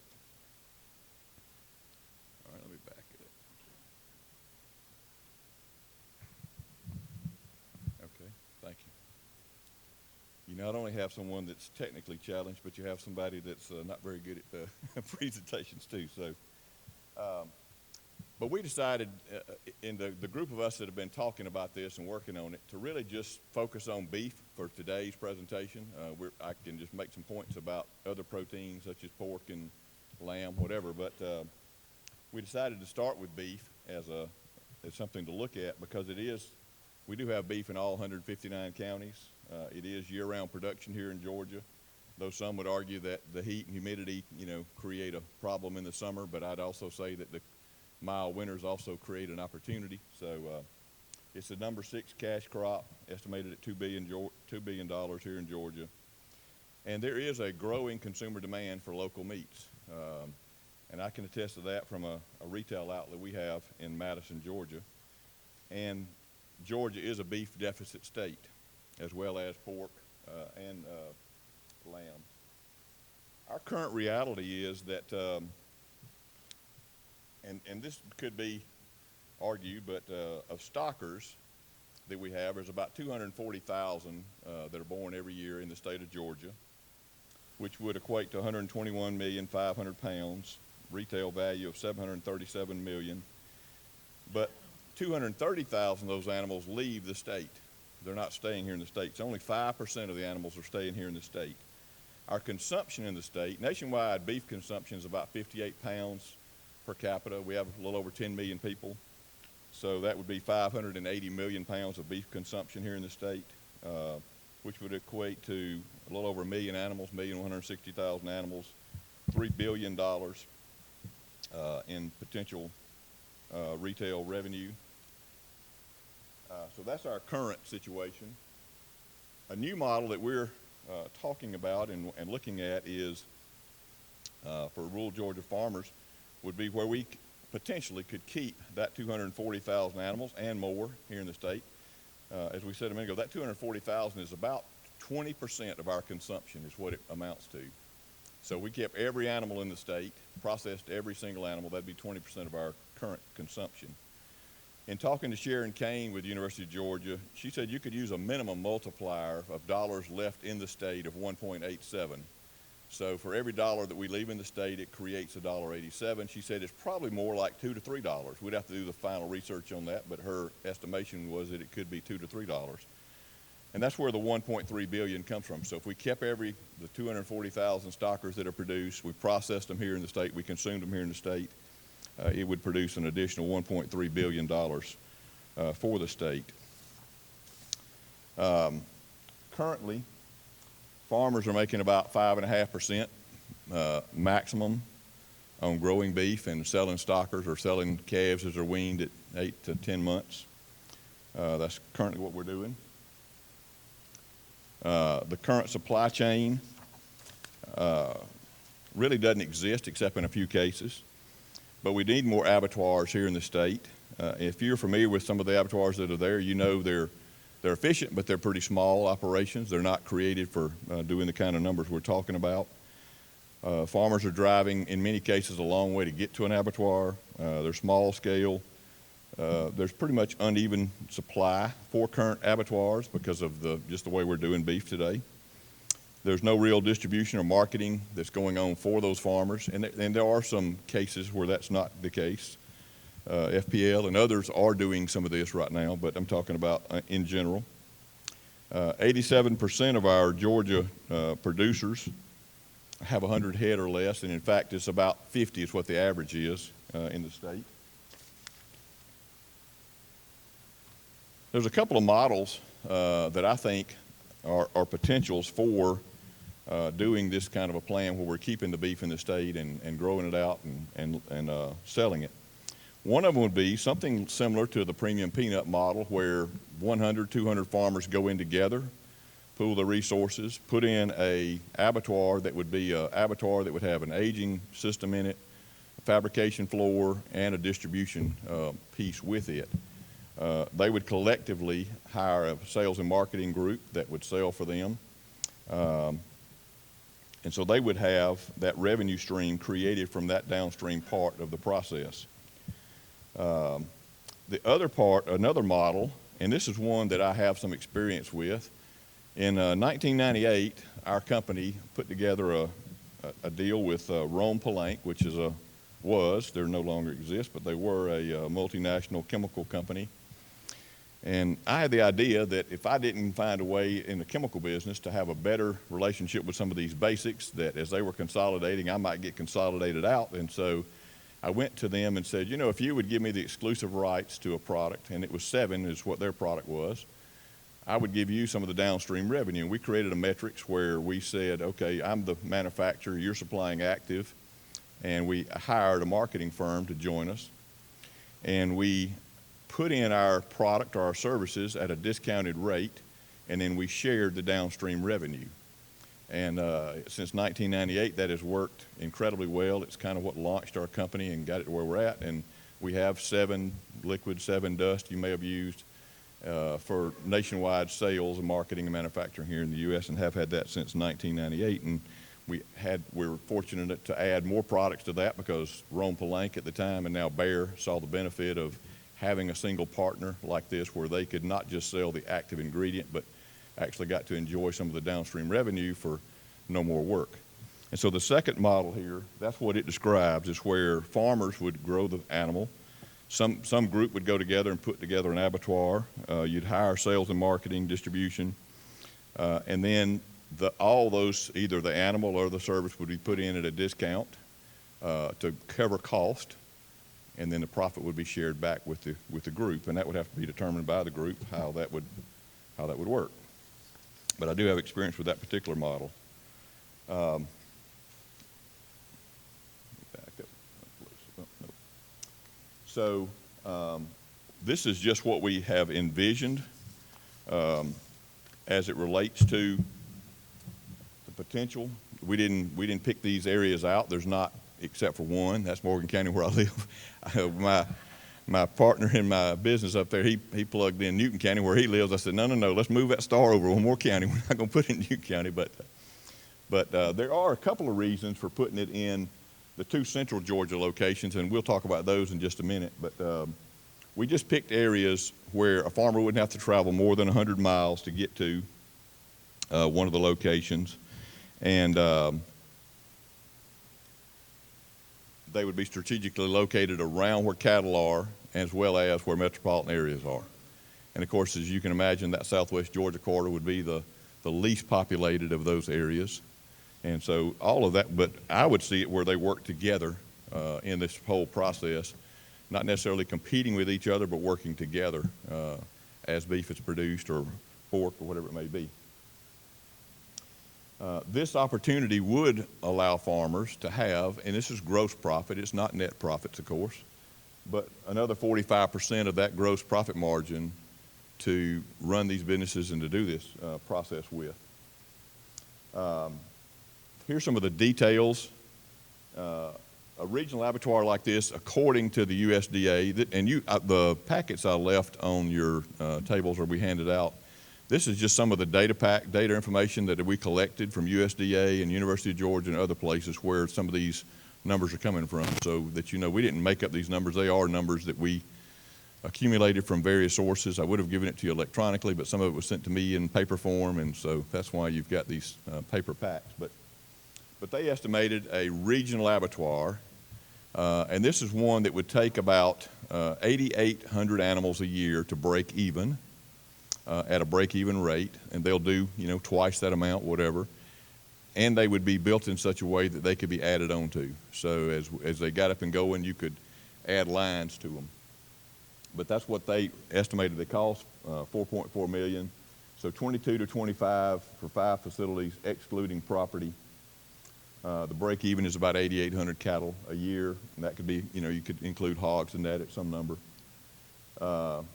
There are, as you are aware, construction money available for permanent financing through Farm Credit and different ones. There's term loan financing available for cow-calf operations, as well as stocker and finishing programs through Southwest Georgia Farm Credit. I think I may have put that in your packet. If not, we can get that, but they have already sent me, you know, kind of what their specific criteria is. There are local food system grants. We've been talking to people about that. We've had some interest from already just in brief discussions with Georgia Power and EMC. We met a week ago with the Department of Community Affairs, and they certainly have an interest in something like this. We met with Working Farms Fund, which is a conservation fund, and that's why those two areas were chosen in central Georgia. They have outlined 10 counties, 10 or 11 counties that they want to start this thing. It's a rotating fund, so that has the potential for the greatest differential in urbanization versus keeping it in rural ag. And so by that I mean if in those counties they believe there's a pretty good opportunity for development, for housing development or other development, and so that would have a higher value than an agricultural value.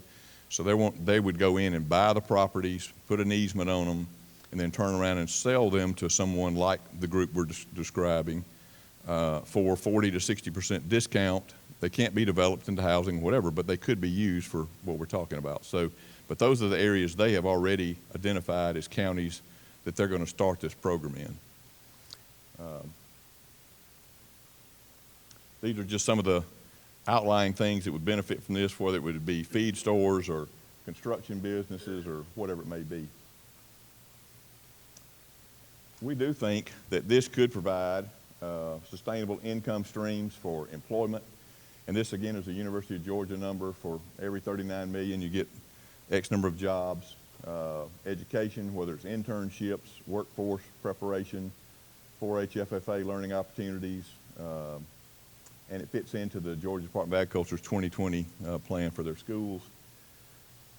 Farmers' quality of life, improved health. You may have seen, and I haven't been through all this, but I know that University of Georgia just completed a study, I guess a year ago now, comparing, I think it was 43 Southwest Georgia counties compared to Gwinnett County. Took that many to have the same population, and the health of the 43 counties was dramatically worse than the health of Gwinnett County, and it has to do with food and choices and that are available to them. I think it's good from a food security perspective. You have less consolidated food supply, and you have opportunities to provide better food. And I think with better food, you'd have better indigent care or less indigent care. This is what this equates to, the total current opportunity. We don't have enough cattle in the state to take care of what we consume in the state. But if we did every one of the stockers that are finished here today to a stocker level, that'd be 240,000. That'd be a 1.3 billion opportunity to leave in the state, and it would create roughly 10,000 jobs, according to what the university's study said, 39 jobs per $5 million in revenue. There's a lot that needs to be done to finish the review of this opportunity, in my opinion. We need a feasibility study that needs to be finished. We started it. We got to a point where we felt like that it was definitely feasible, but there's a lot more work that needs to be done. And Kent Wolf and his group there could certainly do this work for us. We've talked to him. He's, would be ready to do it. He has a lot of background, his team does, in all of this, so they could certainly do that. It needs to have some marketing research done, infrastructure research done. I really think this is a part of what will make it successful is a public-private partnership. And I don't really mean from a funding perspective as much as I mean if we had the school lunch system as part of this program, at least for some period of time to give this venture an opportunity to get started, if we had the university food funds available for it, it would give it an opportunity. If we had Georgia Grown program and the commissioner said, listen, let's just call it Georgia Grown beef and let's go with it. But if we had that with it and put the story together where hotels, hospitals, others would purchase from this entity, assuming it could be competitive, and I think it can. And some people say, well, how do you think it can be competitive? And I said, well, there's already, we have FPL in our state that's doing a great job with it, so it's not, and they're having to be competitive. So it's obviously that, we can do this in the state competitively because someone's already proven that it can be done. But I do think something of this magnitude would need some help to get started from a sales and marketing perspective. There's two real issues. One of them is going to be the supply side, that farmers are going to have to see an opportunity and then take advantage of it, and through some help that would be provided. I don't mean financial help, but some educational help, using some of the purebred stock in the state to maybe upgrade some of the herds that are out there. And then it's going to have sales and marketing.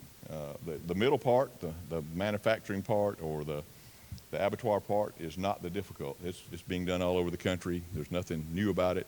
The real difficulty is going to be getting farmers to agree on supply and a model, and then getting the sales and marketing part done. I've just got a few other comments I'll make, and a couple of, I've asked a few questions and answered a few questions before we end this, but we're also a deficit state on pork.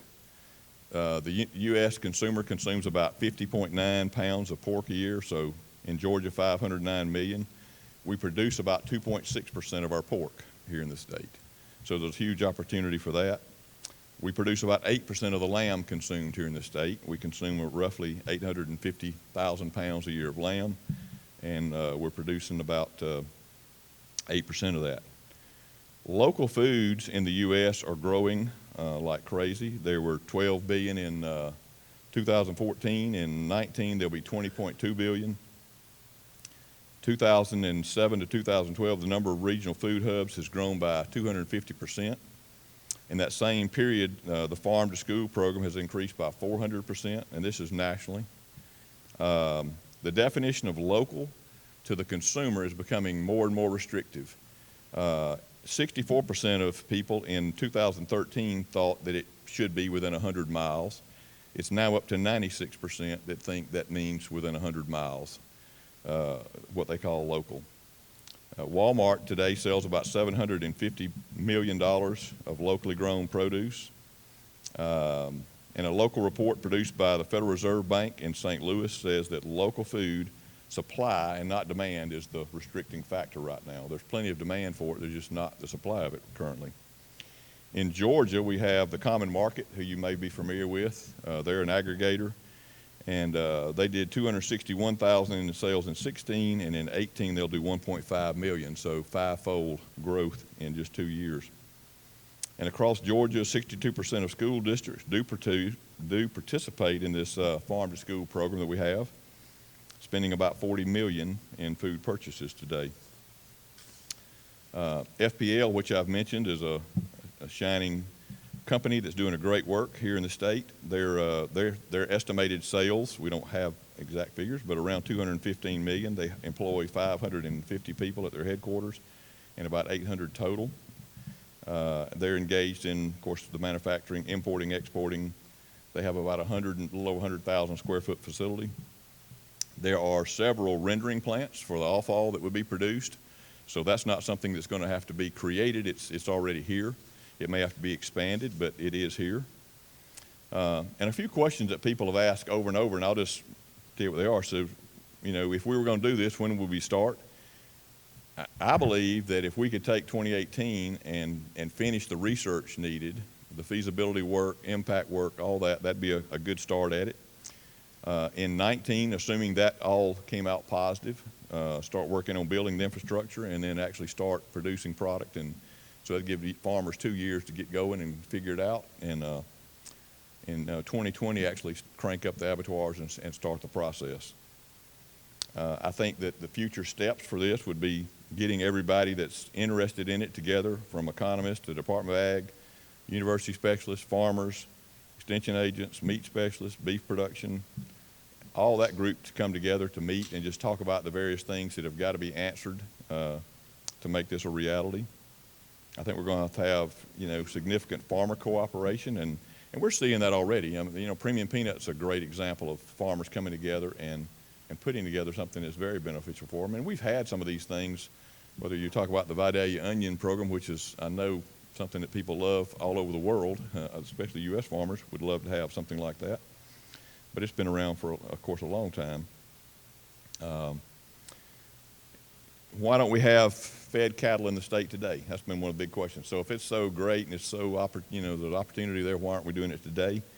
You know, I think that the cost of putting something like this together is significant, of course.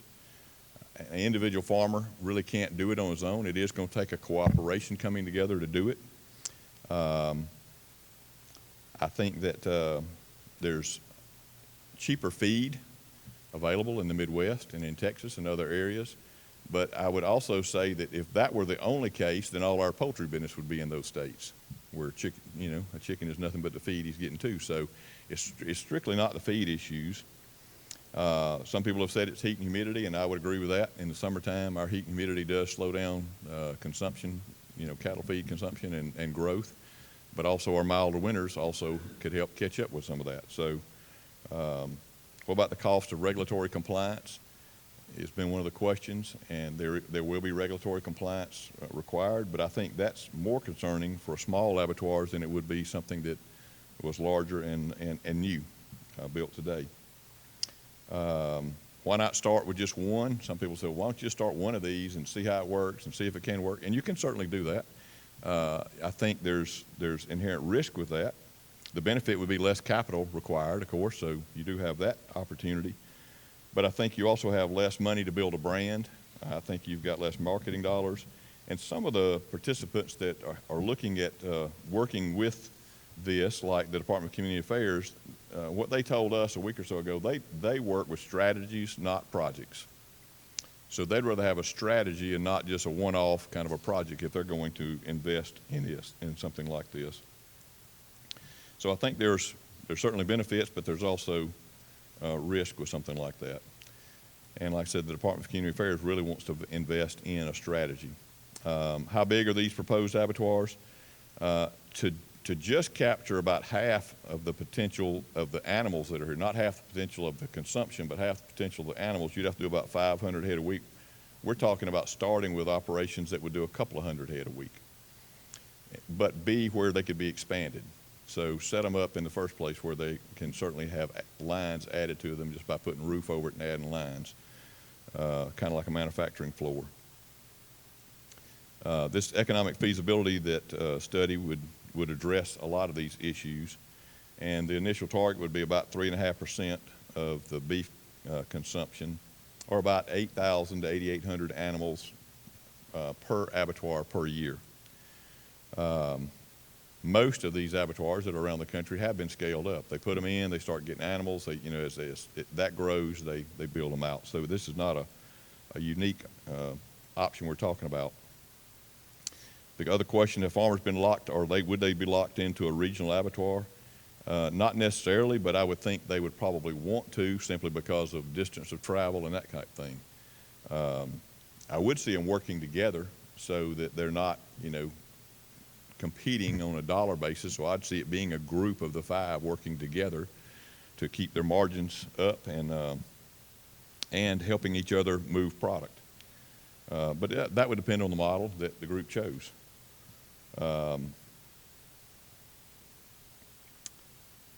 What about specs for the program, for the animals that come in? There would have to be specifications put in place that would, and some of that would be just USDA specifications for whether it's standard, select, choice, whatever. And the farmers would be paid basis the type of animal they brought in. I would see it having 2 brands. This is just my view of it. So you'd have a premium brand for the upper choice or choice and better meat. And then you'd have a brand for, the cull cows and that type animal for the burgers and whatever for the commodity type products. What about existing abattoirs? Would they be put out of business? I don't see that. What we're talking about is taking advantage of the animals that are leaving the state, not those that are staying in, because there's only 5% of them staying in the state right now of those that are produced in the state. So this would really affect those that are going out of the state. But I would also see opportunities for those people that have these abattoirs to be a part of it and or provide, help in getting these things established. So, because they do have skills in these areas. So that's what our proposal is. I'll say this too, because people have asked me, so what's your role in this, or what do you hope to get out of it? I hope to be a farmer that brings product to Morgan County to sell through my retail outlet, but other than that, I don't see this being a traditional type co-op where you have a big middleman. The way TechPack, my operation with it works, is all of us do work in the management of that entity called TechPack, but it's a virtual company that's run by about 8 agreements in the case of this particular entity. But none of us get paid for going to the meetings and decide how we're going to spend money or whatever. We're volunteers as it relates to the TechPack venture. So I make my money by manufacturing. They make theirs by supplying active or by supplying marketing, and we've pre-agreed on how that's going to work. And if there's a look-back system put in there, so if we overcharge, money goes back into the business and shared back. Or if we undercharge, we get paid back. So it's a pretty robust set of agreements, but it has worked well for 20 plus years now. So I'm not suggesting that's the only way we look at it, but it is one that I know can work in a case like this. But that's what the proposal is, and like I say, I'm not looking to be the CEO of this venture or anything else. It's just something that I think has opportunity and for farmers, and of which I am one of them, and would like to participate in something like this. Any questions? Questions, Clay? Thank you so much for the presentation. The thing that separated Premium Peanut from other ideas, and it's a great way of adding value to the farmer. 5% is a very, very low return. People on the other end are getting paid more. I know as a cotton farmer, one of those big modules of cotton is about $5,000 to me. The end product is about $130,000. Someone else is making the money on the backside, and value add is a great way. In the state of Georgia, we can produce forage like no one else, and I think you have identified pockets of potential revenues. We already eat beef. We produce beef, but we send them all to the Midwest to finish them out, and they're making the money out there. And as Chairman Reinders mentioned earlier, where's that revenue coming? And we're shipping it all the time. But what separated Premium Peanut, it appears, is you had Gene Waldron, and you had the Dixons, and you had those that backed the venture on the beginning, much as you are doing with this, but realize the importance of buy-in from farmers. and cattle producers. And the money needed to raise is not significant. I mean, Right. it's really not as significant. You know, if each of those regions had 100 farmers at $200 per cattle that they wanted to buy into that, you're looking at $2 million raised there.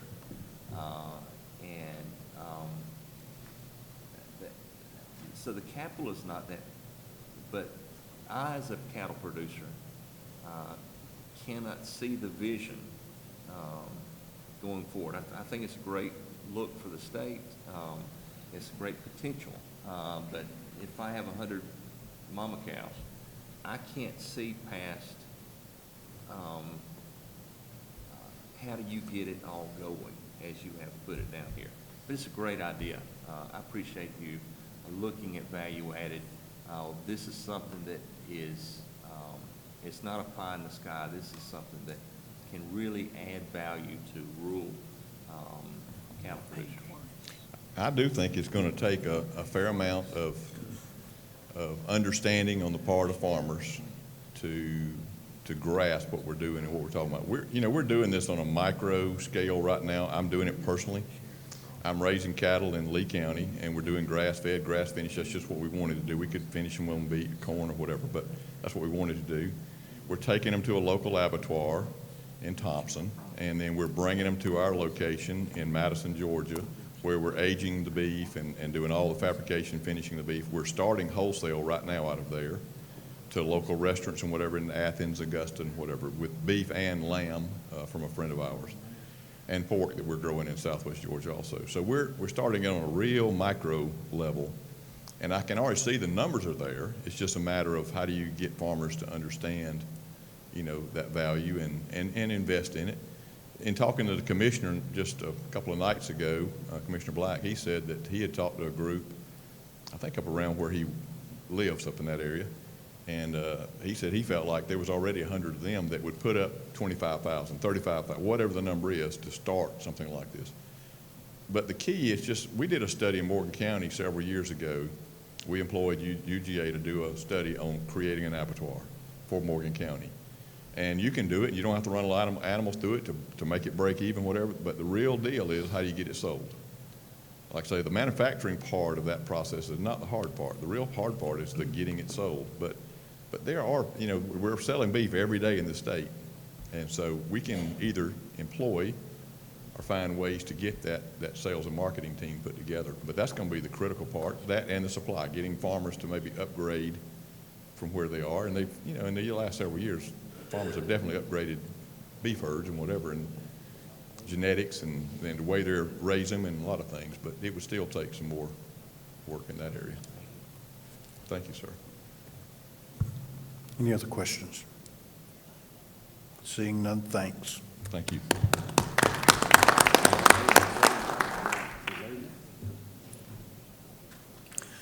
All right, we're going to have a roundtable discussion. We're going to have Karen Fite from Georgia Tech, Laura Meadows. Who do we have from Georgia Economic Development? Which one? And we have Sean McMillan from the University of Georgia. If y'all will take the hot seat chairs up here.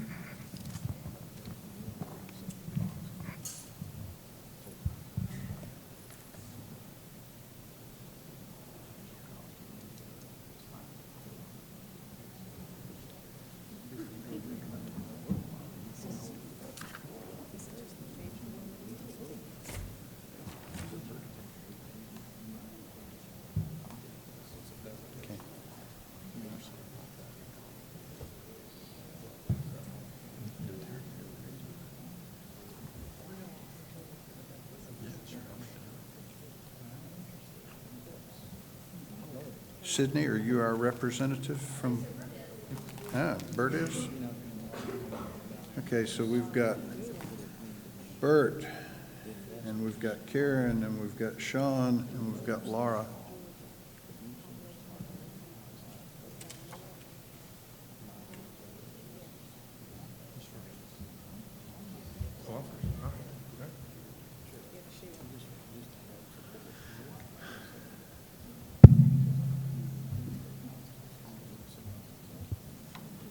Good morning.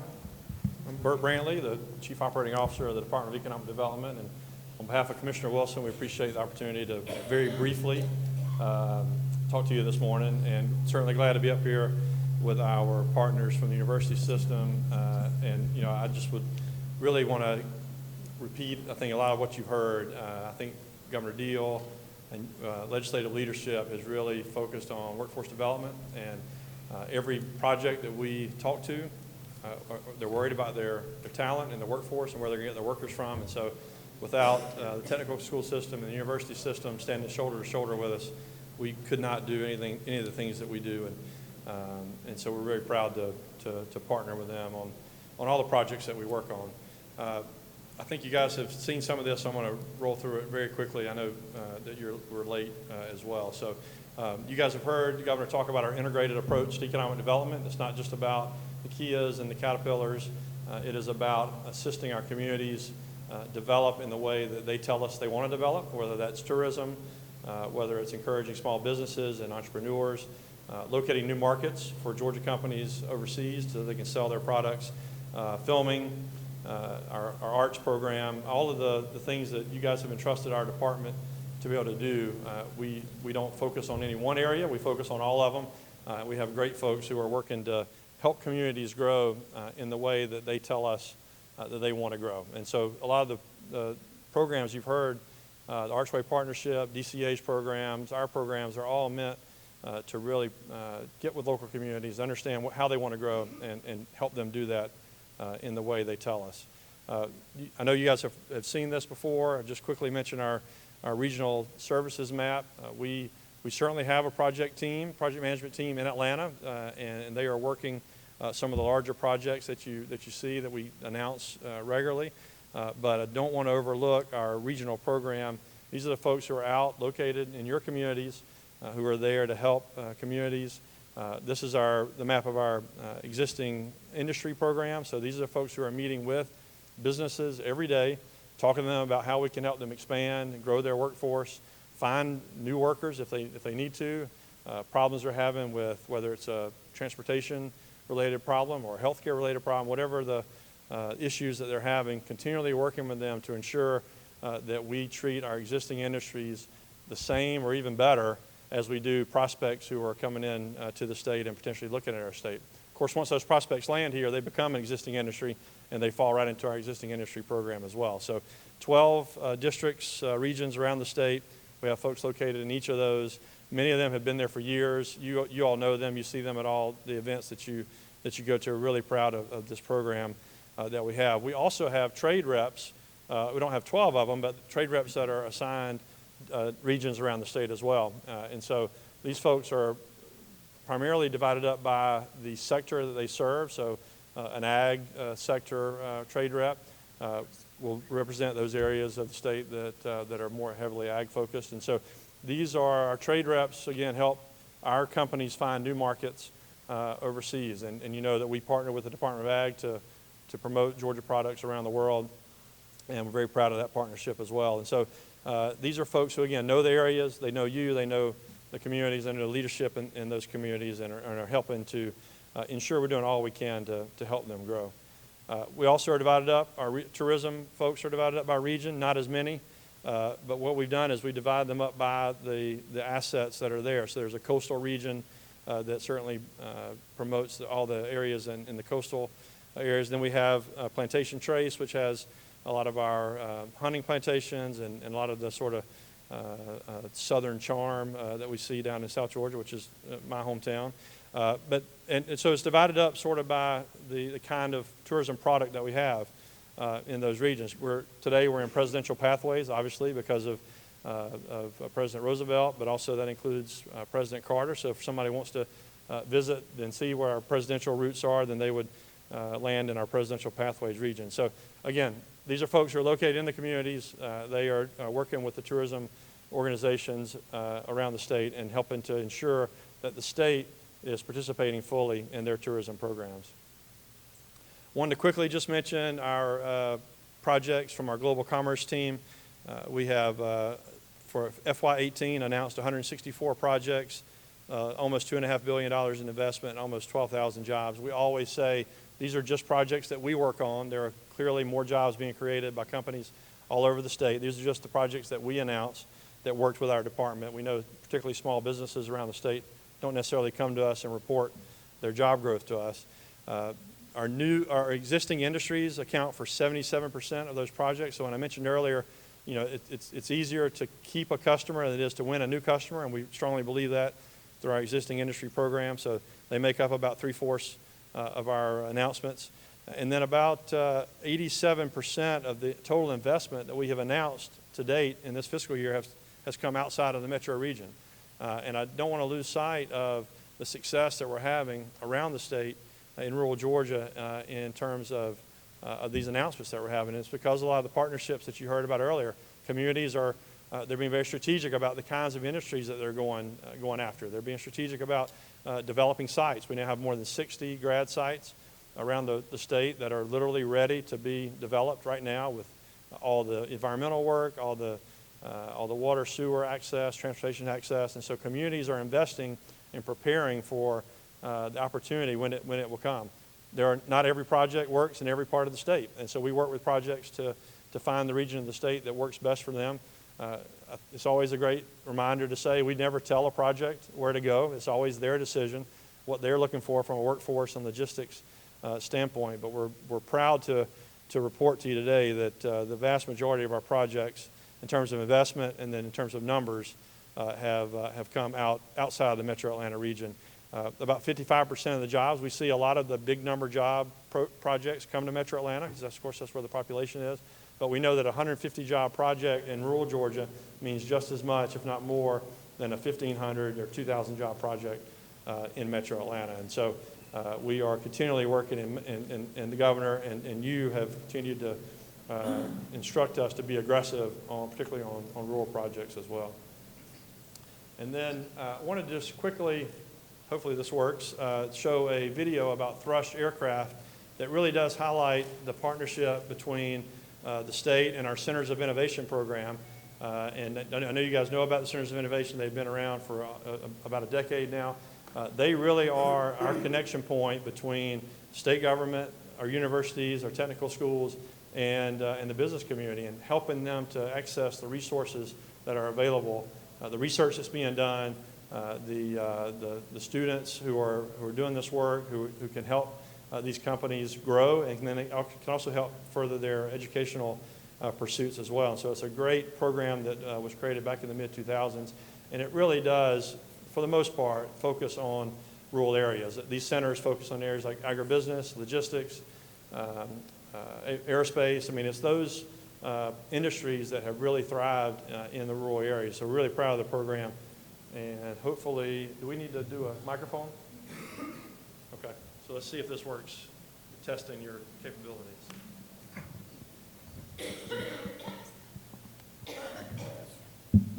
And then forward.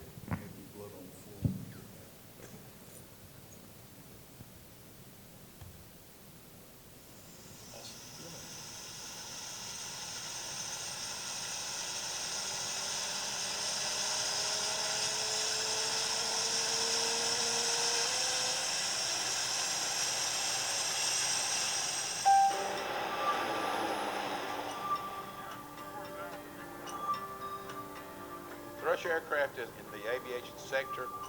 We build a plane called a crop duster. All the components are built here in Albany, Georgia. We get sheets of aluminum, tubes of steel. We cut, weld, form, fit, rivet, and produce an airplane. It's certified to a gross weight of 10,500 pounds, which basically means that it can carry its own weight in fuel and load and people, which is one of the few planes that can do that.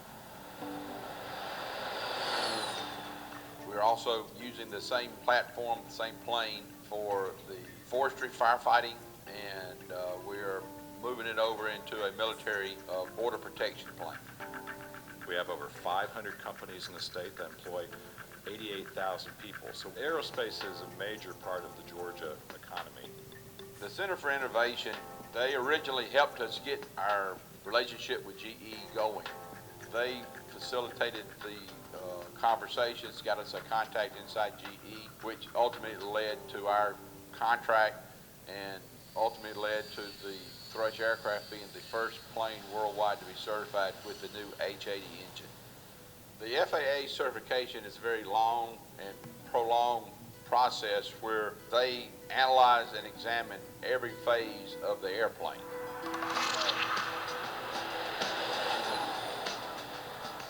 The Center of Innovation helped bring a One Georgia grant to Middle Georgia College and Thrush Aircraft for the purchase of equipment that is used in the certification of the 510G. So once Thrush is through with the flight test program, they'll return the equipment to Middle Georgia State College. They will be able to put this on their aircraft to do various research projects and to allow their students to get some experience in flight testing. Thrush Aircraft has been on a 3-year run, growing 35 to 45% a year for the last 3 years. We've created about 40 new jobs because of the 510G. Production is up, sales are up. 50% of our sales were outside the United States. Aerospace international exports have gone up over 800% over the last decade.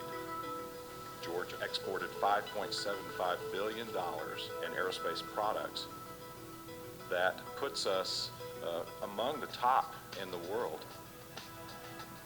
It's a win for Thrush Aircraft, it's a win for the center, it's a win for the technical schools, the colleges that are in the aerospace industries. The ultimate winner is the consumer. They're getting a better product than they ever have.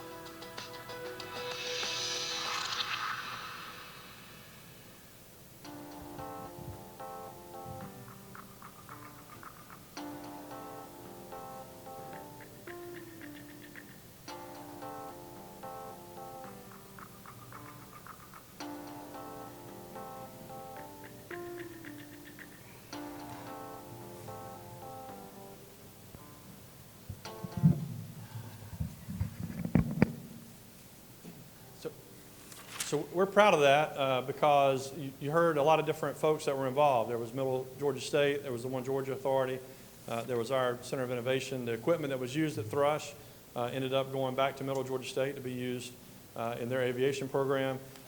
If Thrush was Boeing, they can do all that themselves. But a company the size of Thrush just does not have the capability and resources to do all these things by itself, and nor should it with its size. So if we can step in and we can help them make these connections and grow and create jobs in Albany, then that's definitely that's the gap. That's the spot that we want to fill. And so Centers of Innovation, we could show you 100 of those in 6 different centers, but we love that one because it does really show that rounded partnership that we have with these folks that are sitting in front of you. So I think that is it for me. I really appreciate this attention. As a native of rural Georgia, Commissioner Wilson, also a native of rural Georgia, we're about as far away from each other as our hometown as we can get. We are passionate about this. We feel very strongly about it. We appreciate your work, and we certainly stand ready to answer any questions and then help the council as they move forward in doing this important work. Thanks.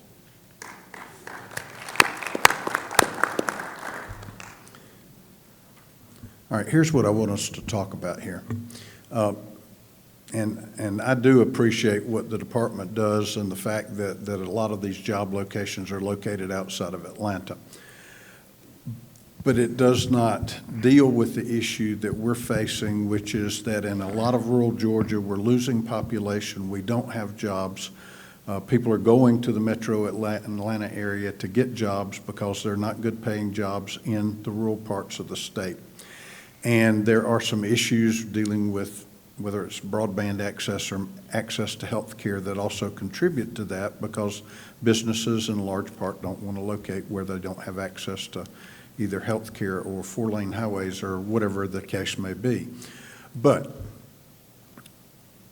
if you were here yesterday, you heard a medical proposal that basically came out with, we've got the resources.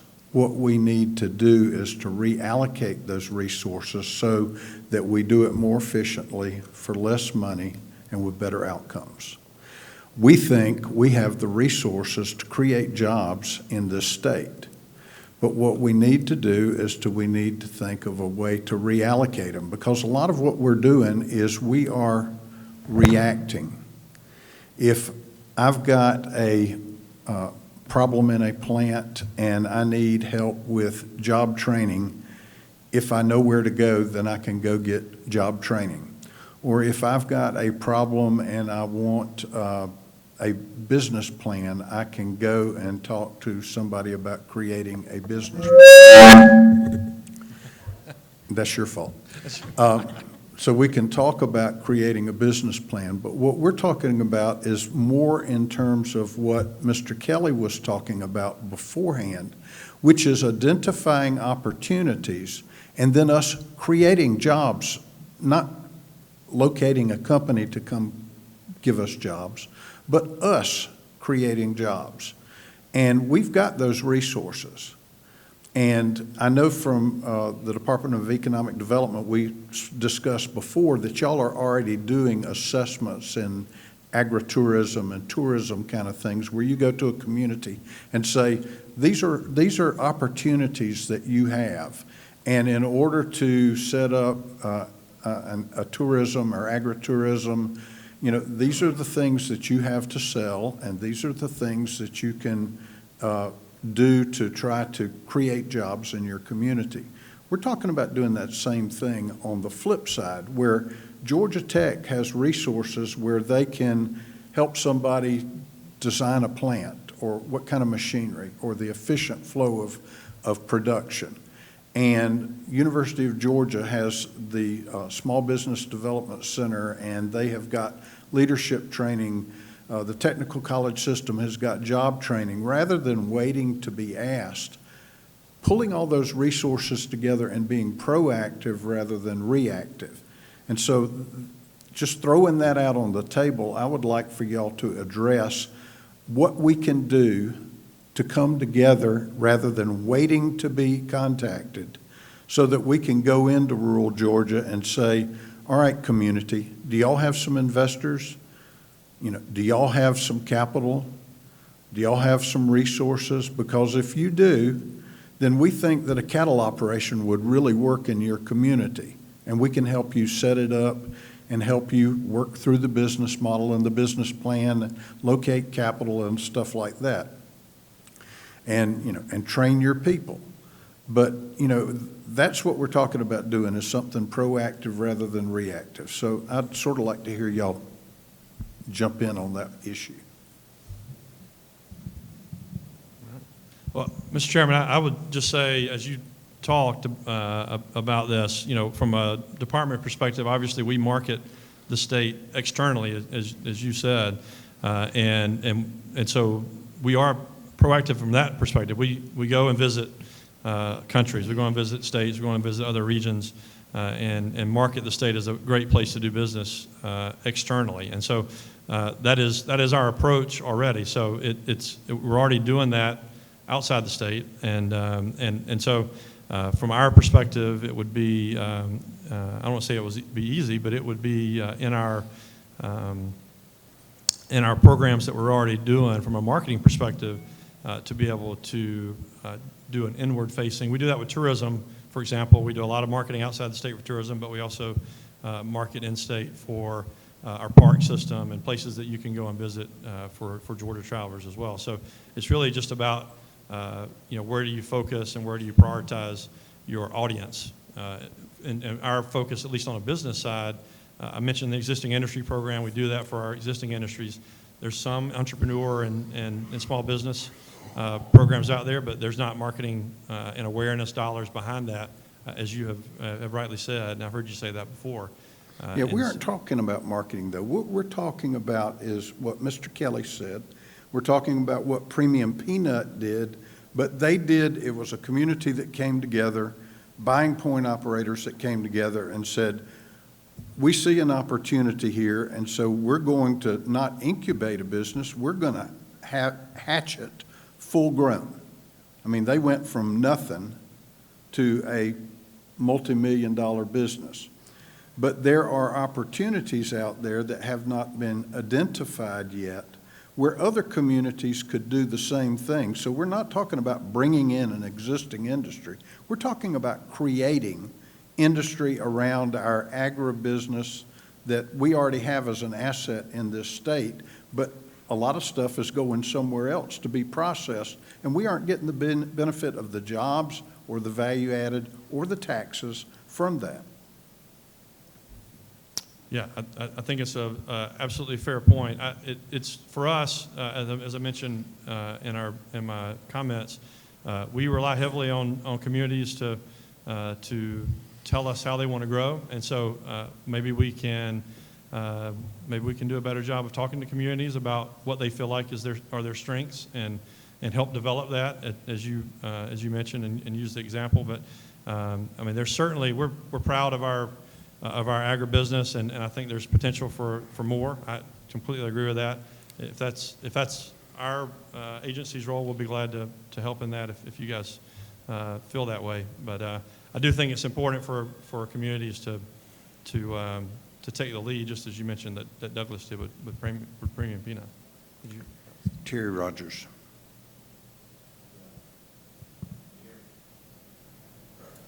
This may be something I'm going to throw out at all of you guys. This may not be a popular thing to say, but Bert, I think you just hit it just a second ago when you talked about the community involvement in this. It's a two-way street. You know, sometimes you look at the state and say, okay, the state needs to solve the problem or whatever. I know, like with my home county, I fought with them for the longest time about you guys have got to give them something to work with. You've got to identify your strengths. You've got to identify your weaknesses. Take those weaknesses and say, okay, we can make these into strengths. These we can't do anything about. We're going to have to just take them off the table. When you have Windstream as your provider, you're not going to get Google. I mean, that's just the long and the short of it. Can you guys address that from a community standpoint? What can we go back and tell our communities, or what can we look at from the state aspect of helping these communities to start to help themselves and to identify these things? I'm going to answer, if you can hear me. I think what the chair's talking about and what you're talking about on both cases is something called, like asset mapping. So on a state basis, what are our assets? And then where are the holes? And that's what Mr. Kelly did in terms of we've got a lot of beef, but we don't have the processing. On a community basis, you could do that too. We've got Windstream, we're not going to get Google. So there is something called asset mapping that all three of the partners up here could be a part of. But that's kind of a push. I think what I think made Premium Peanut successful is their interest. And so going in and telling somebody build a processing plant, if that's not their heart, may not be successful either. So I think it's a meeting of the minds. You could do some asset mapping, but at that point it's just information. Somebody in the community has to then step up and say, I want to do it. It can't be the state or the university system saying, we want you to do it. So I think there could be some asset mapping on a state basis maybe, and then maybe at some community level and communication, but then at that point the communities have to take some charge of it. Mm-hmm. That would be my part. I don't know if anybody else. Clay. Thank you, Mr. Chairman. That was a great point that you made. That, and we're not looking at the state providing all the answers, but through all of our travels across the great state of Georgia with the Rural Development Council, we have seen state agency after state agency, and these are the things they do. Nobody knows about it. Well, we published this, and we'll send this brochure out, and these people know. But we have a wealth of services. We have tremendous, at our flagship institutions, we have tremendous knowledge. We have tremendous resources. But a lot of times, our mindset is the way it has always been. Well, it's here. If you'll come see me, then we'll get it done. And I'm thinking that perhaps our mindset could be, we have such great resources. Let's see how we could let this thing out and let this dog run. And let's go to the community and the state can't spearhead it, but if we could spark it, if we can, speaking with Mr. Keith there, I mean, I'm ready to invest in a regional, he don't call it a slaughterhouse, he's got a very nice name for it, but a regional processing facility, and just to leverage the resources that we have in the state, and not be, I think we've in the past been a little passive with, and beginning to step out, but do a full court press and let's get this out into the community. Y'all, I just have to say, I'm going to invent a new word. I'm frustrated. I'm flustered and frustrated.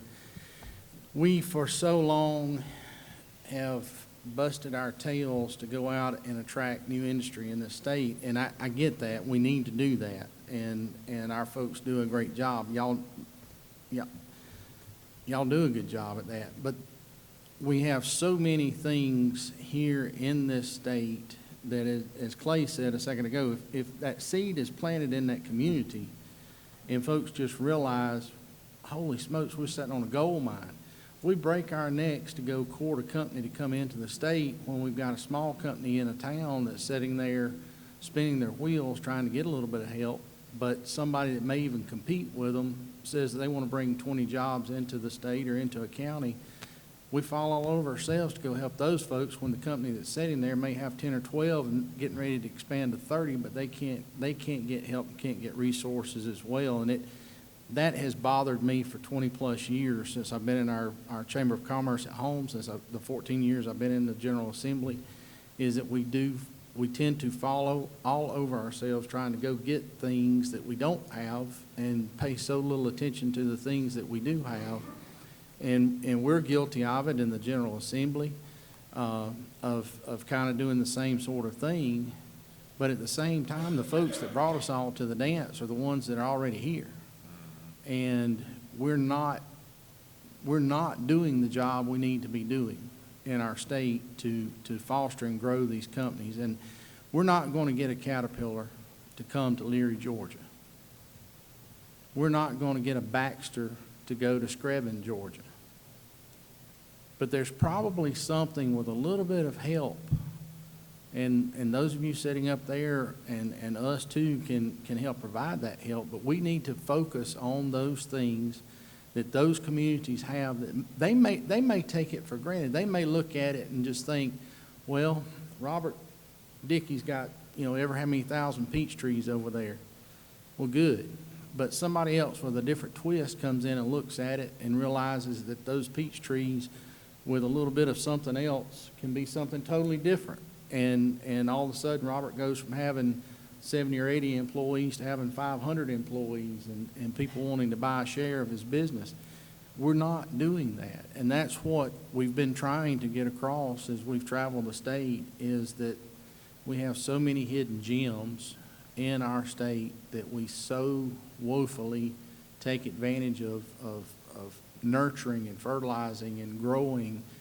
And that becomes my frustration today, is that as we've sat here and talked about it, each one of y'all do a great job at what you do, but the frustration comes in that we're not all on the same train. We're not pulling the same cars together down the track. We've got 3 trains headed in 4 different directions in a lot of instances. And, Laura and Karen, y'all do a great job working between Georgia and Georgia Tech, even though what happens on the football field stays on the football field. But here, I'll help you. But I think we're still missing the formula. And one of our presenters in Toccoa, he put a slide up of a woolly mammoth. And that kind of goes back to my comment about Caterpillar and Baxter and those sorts of things. We're not going to get those in a Manchester, Georgia. But there might be something sitting here that the folks here take for granted or don't see the potential in, but with just a little nudge, a little seed being planted, all of a sudden blossoms into a beautiful tree. Well, let me tell you two things. One of them is the Center of Innovation is doing, so the Department of Economic Development is doing, that can help with some of this, is they're doing a mapping of entrepreneur resources throughout the state. They're working with a part of the Georgia Tech, the ATDC group, to look throughout the communities. They're working with finding out what are the different assets and throughout the state that does entrepreneur support. And that can be public and private. Who are some private entities? So that as we're starting to build, they have a resource. So I do think that the Department of Economic Development's doing that. That's, their initiative is out of the Centers of Innovation with Steve Justice.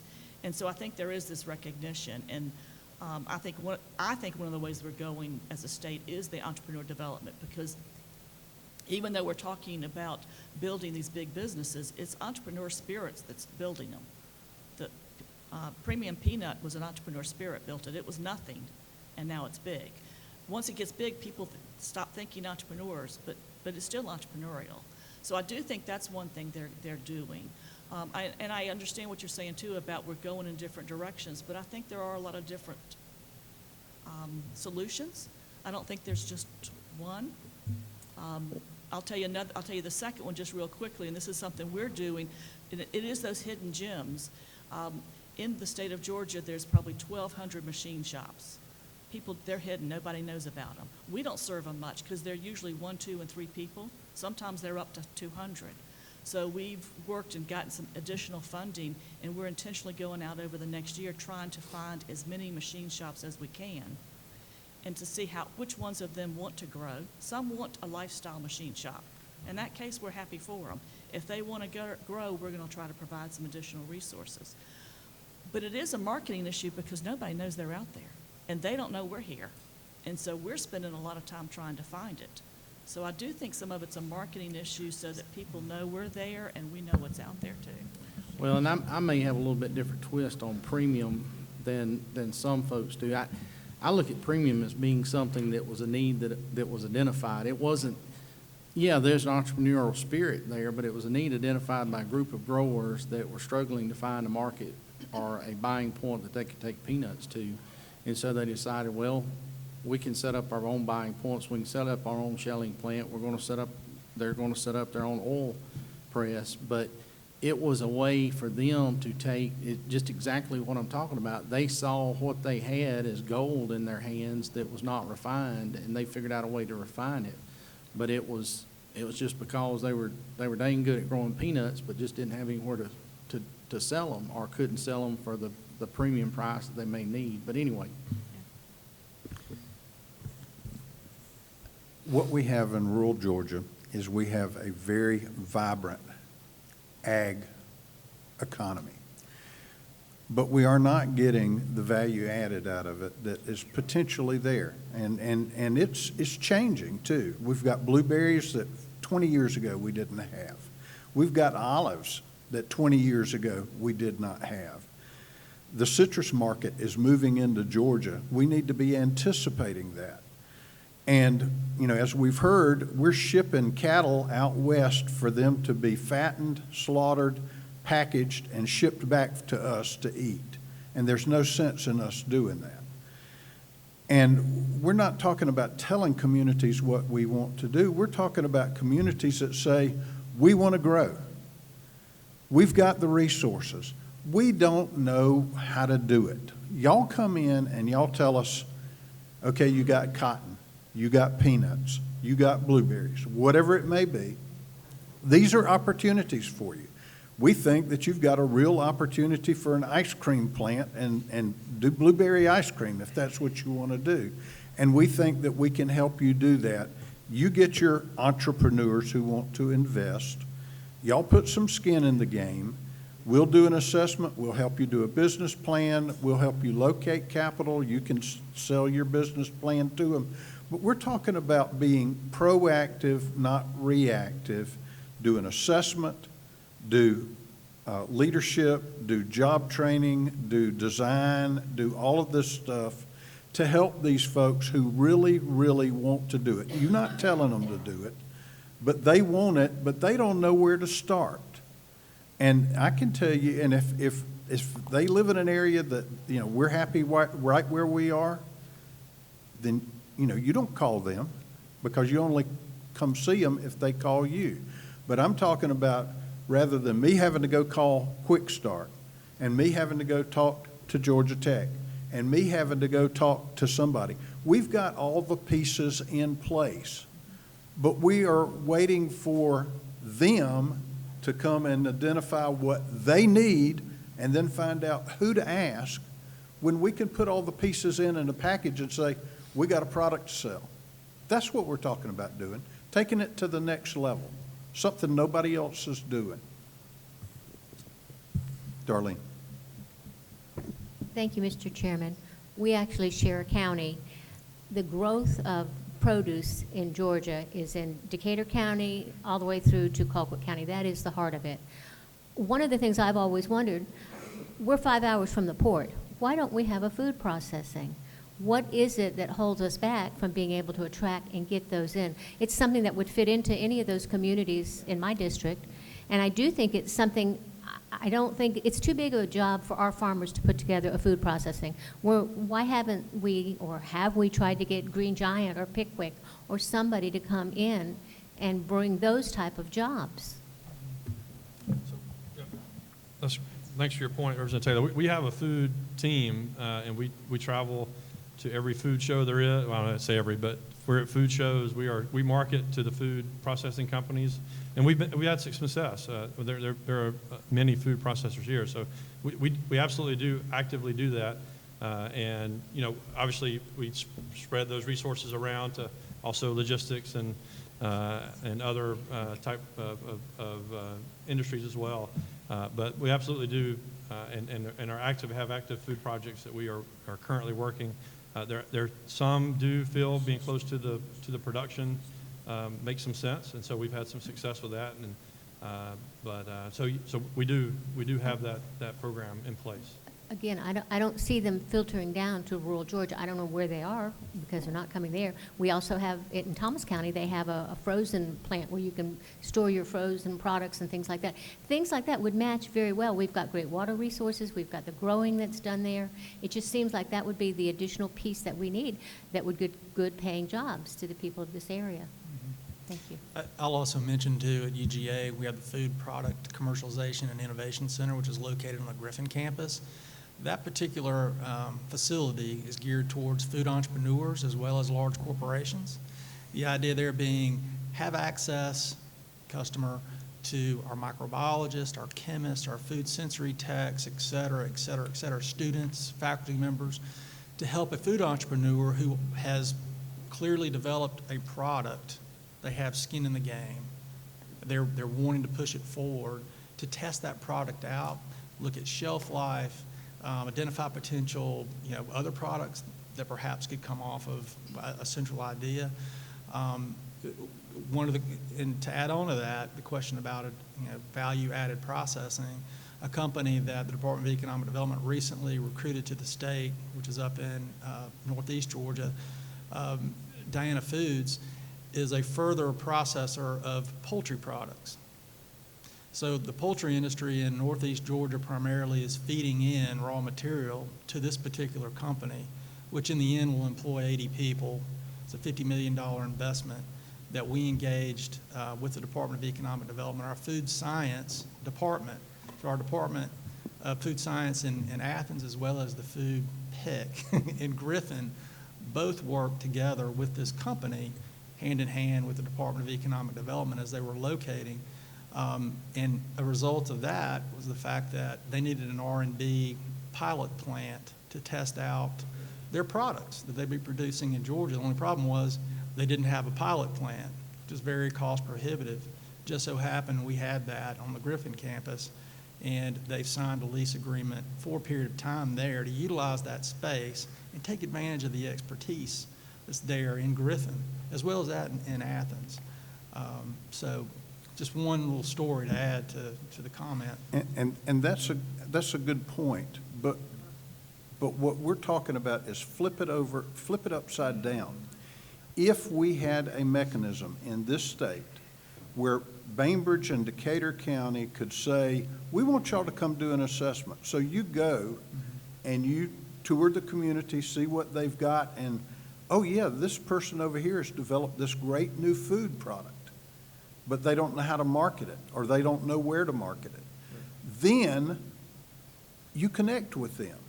But if they don't know you exist, and you can do all the advertising in the world, what we're talking about doing is coming into these communities and helping them realize what gems they may have or what assets they have, and then connect them with whatever resources they need to make that happen and to create those jobs in rural Georgia. But we've got all of these pieces out there. We don't have to create the thing in Griffin. You've already got it created.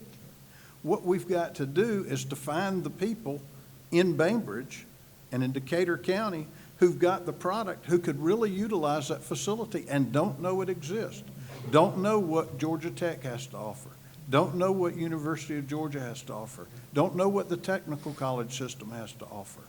That's what we're talking about doing, is taking it to the next level so that we can connect those pieces. Mr. Chairman, I'm a firm believer in great storytelling.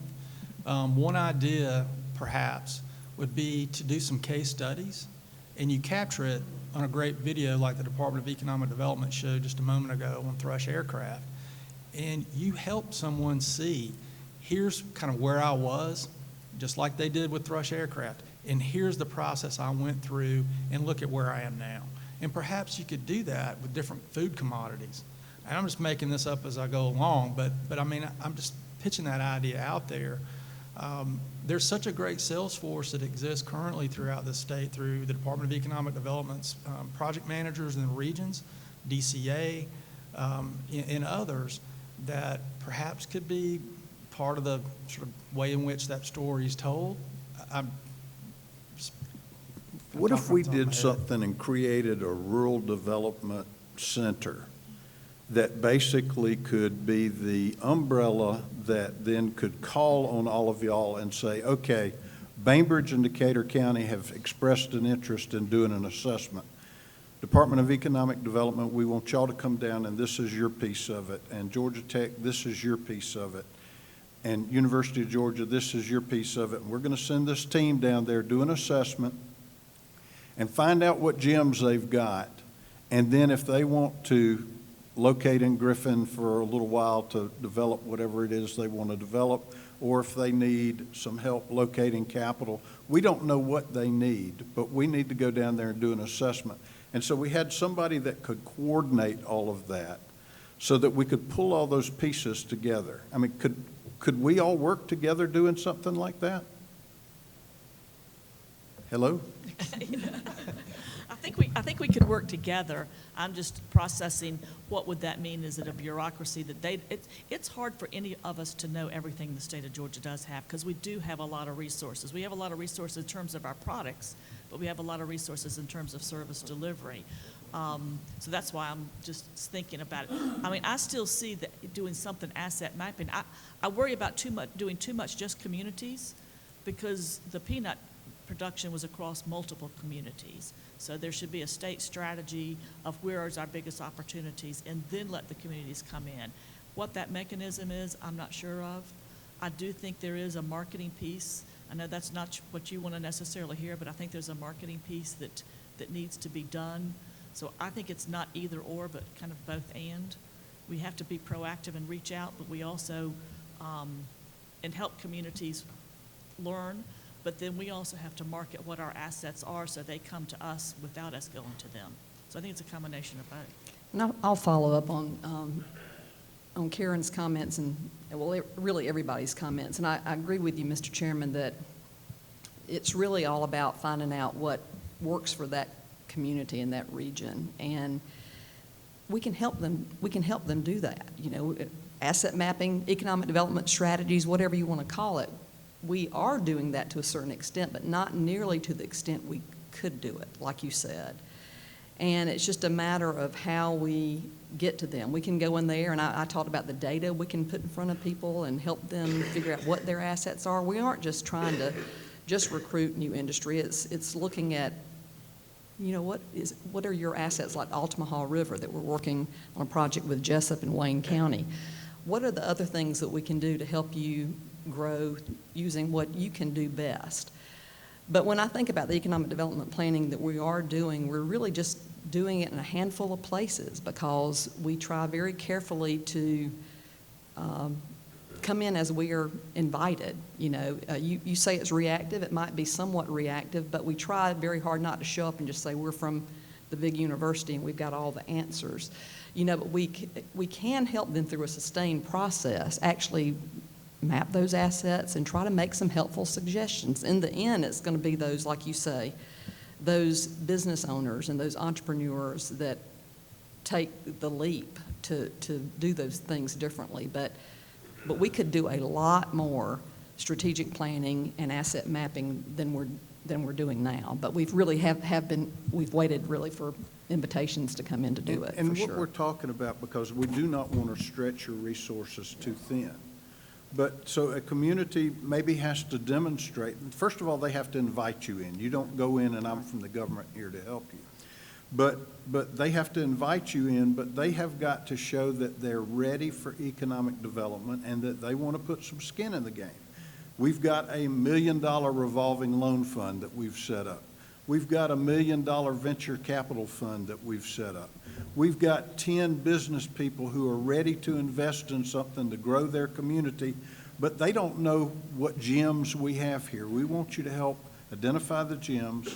We want you to help put it together for us, do the business plan, do the organizational structure, whether it's a co-op or whatever it may be. We want you to help us do that, but we're ready, and we've already got the money in place to invest in our community, but we need some help.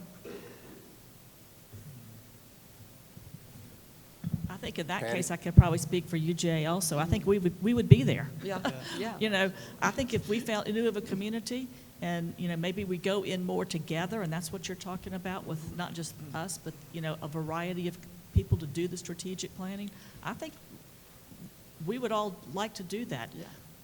University of Georgia does economic development planning, strategic planning for communities. Georgia Tech does. Different regional universities do.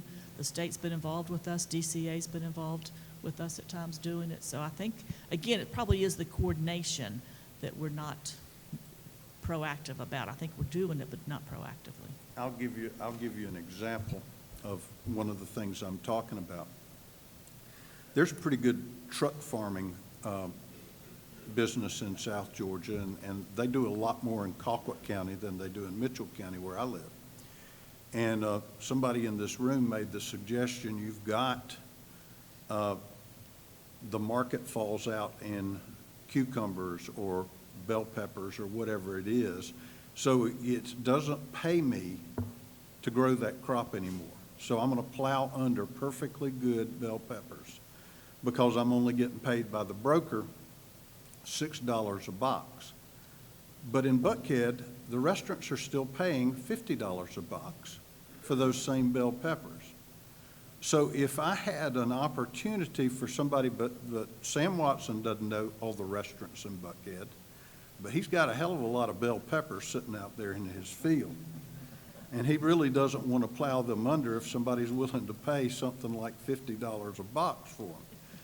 But if you had somebody that you know, that you could identify that this is a potential that can help do value added and can connect those restaurants in Buckhead with those farmers in Colquitt County so that those things are not wasted, and we, instead of $6 a box, we get $30 a box. But those are opportunities that if somebody came in and invited you in, then you could say, gee, you know, this is something that maybe you've never thought about, but will really stretch the value of your crop and the amount of money that you're getting out of what you're doing. But those are the kinds of things that we don't know about, sitting in Camilla or Moultrie or Bainbridge. But y'all have the resources and can take the step back because we're out there getting our hands dirty. We don't have time to investigate it and become experts on it. But y'all are already experts. We've got the resources. I agree. What else? Patty? Thank you, Mr. Chairman. I have more of a comment and a question. You know, as I listened to everything that's been said, I was thinking back about a recent project that was landed in Peach County, Fort Valley, a greenhouse project, and the executive director of the Development Authority worked very closely with project managers from Georgia Department of Economic Development. And I think with that particular project, they were not even a part of the area that was being considered. It was because of their constant connections and communications with the project managers in Atlanta that they thought about Peach County had something that this company may be looking for. And if it had not been for that development, the executive director taking that information and working that project, you know, just truly babysitting that project, you know, they probably would not have been successful as they are now. So as a result of his hard work, and once he got that information from the Department of Economic Development, working that project, connecting with local stakeholders, that now Peach County is going to be getting nearly 200 jobs from that project. But my question is, I remember my days as a county commissioner and being with ACCG and learning about the programs that Department of Economic Development had to offer, the Fannin Institute, and hearing from Laura, and hearing from project managers, because occasionally Candace Scott will reach out to the local government to check in on us. I've been in the General Assembly now for 5 years, so I don't know if that type of interaction still exists. So does your project managers constantly reach out to local governments just to kind of touch bases with them to find out what their needs are, what their issues are, what they can be working with them on? They're supposed to.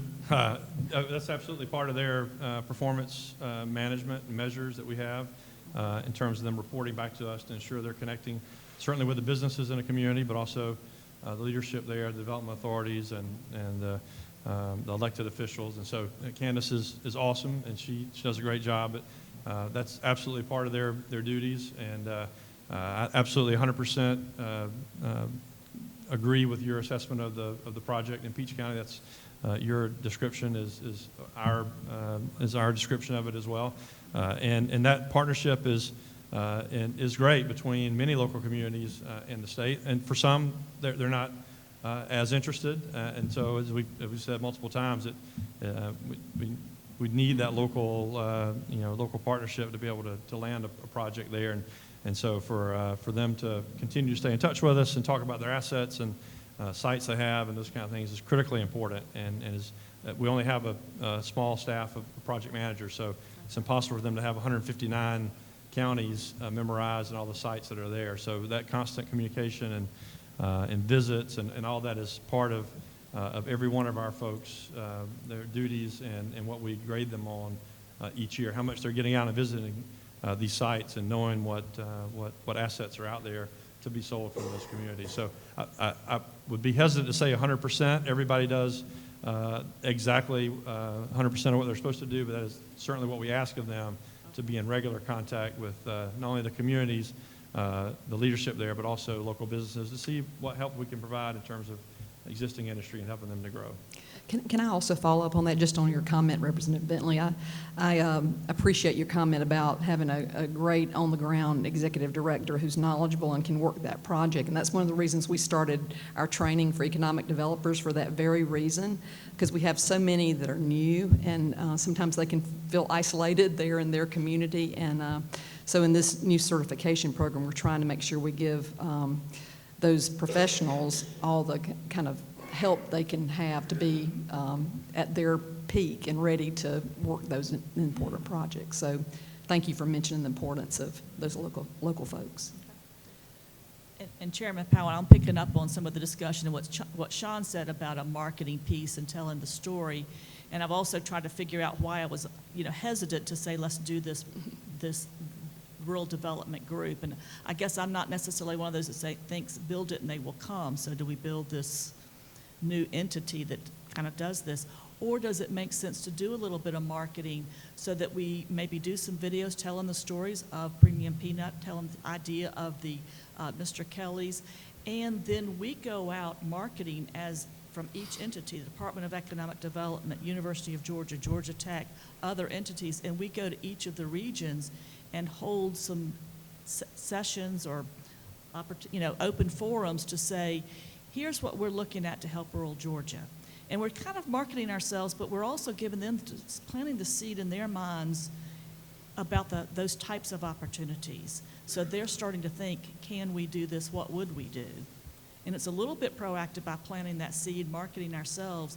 Then as they come back, then we decide what's the best way to handle it. Is it a entity or is it, I don't know. I'm just throwing out a different idea. Well, I'm not suggesting that we create an entity, but I detect a certain amount of reluctance in anybody taking the lead in this.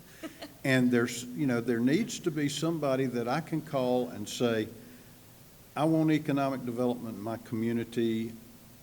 Who do I call to find out, what I can do and what my assets are? Well, maybe you ought to call Georgia Tech. Maybe they can help you.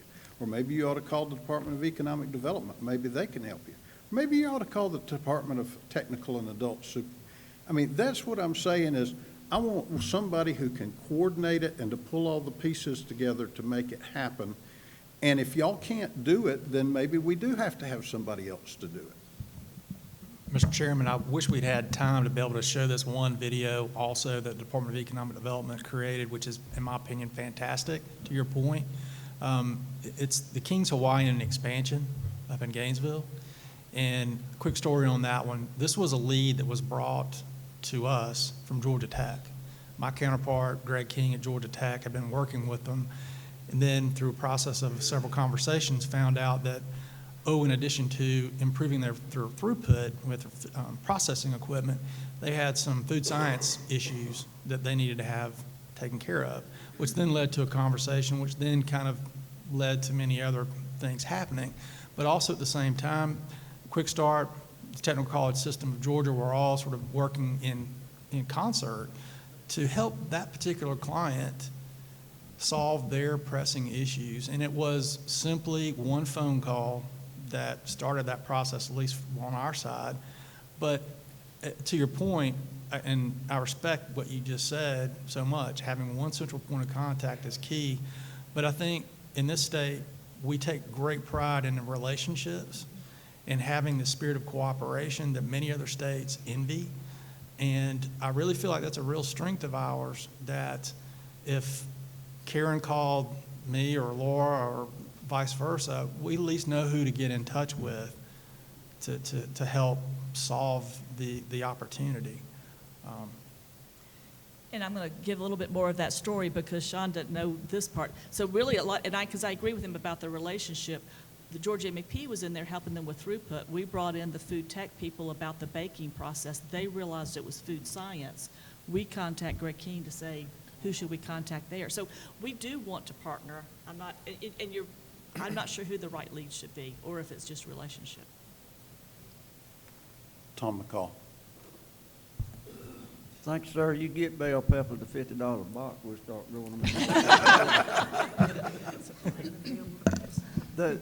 The question I had is not necessarily specific to any one particular entity, but of all the stuff we've been talking about that y'all showed us, I hadn't heard anything until he just said TCSG involvement. And I know that they do, especially in the herring plant in Hartwell, have done an extensive amount of work helping those people. I want to make sure between the two big universities and the technical colleges, which are probably within 30 miles of everybody in the state, there's not any kind of turf protection battle going on between a university system and a technical college system in this state when it comes to economic development. Mr. Chairman, I'll tell you from an economic development perspective, from our department, we have not seen that at all. The projects that we work that needs help from TCSG or USG, as Sean said earlier, I think that's a point of pride for us that we all work very well together and play our roles. And so from our perspective, leading a project and working with a company and identifying what needs they may have, some companies need services from both. They may need training that is more appropriate at technical college. and then some that would be more appropriate at USG, and we are able to do that very seamlessly. Amazon is probably a great example of that. They're going to need, for that many jobs, they will need services at both, in both systems. And so in putting that proposal together for them, it was very easy, very seamless. So we have not detected from our work any turf battles or anything like that at all, working with those agencies. Would it be fair to say that Georgia Film Academy would be a great example of the working relationship between both?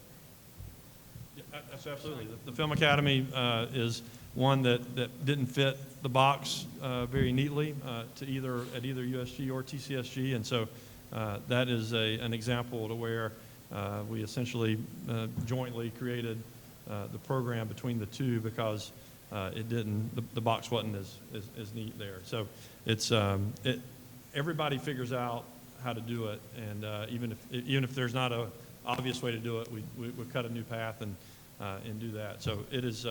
We have never had a project that is stalled or not moved forward because of lack of understanding of roles and responsibilities and participation in the project. And for me, I didn't mention it because we work so naturally with them. I just didn't think about it because the growth network meetings that I talked about, and I didn't specifically say this, but we always partner, and it's with the technical college system and the local economic developer. So we typically hold those at the technical college facilities and try to have their speakers. And there's a lot of manufacturers that need Georgia Tech, but all of them need the technical college. So we work with them all the time. Dr. Peterson, our president, wants us to have strong relationships, not just with us, but with the academic areas also having a strong relationship with TCSG. So I think the fact that it was missing almost speaks to how comfortable we are that we are part of one solution to the state of Georgia. And just one quick add-on to the herring project up in Hart County. At the initial meeting that I was pulled into, Athens Tech and North Georgia Tech were both sitting at the table.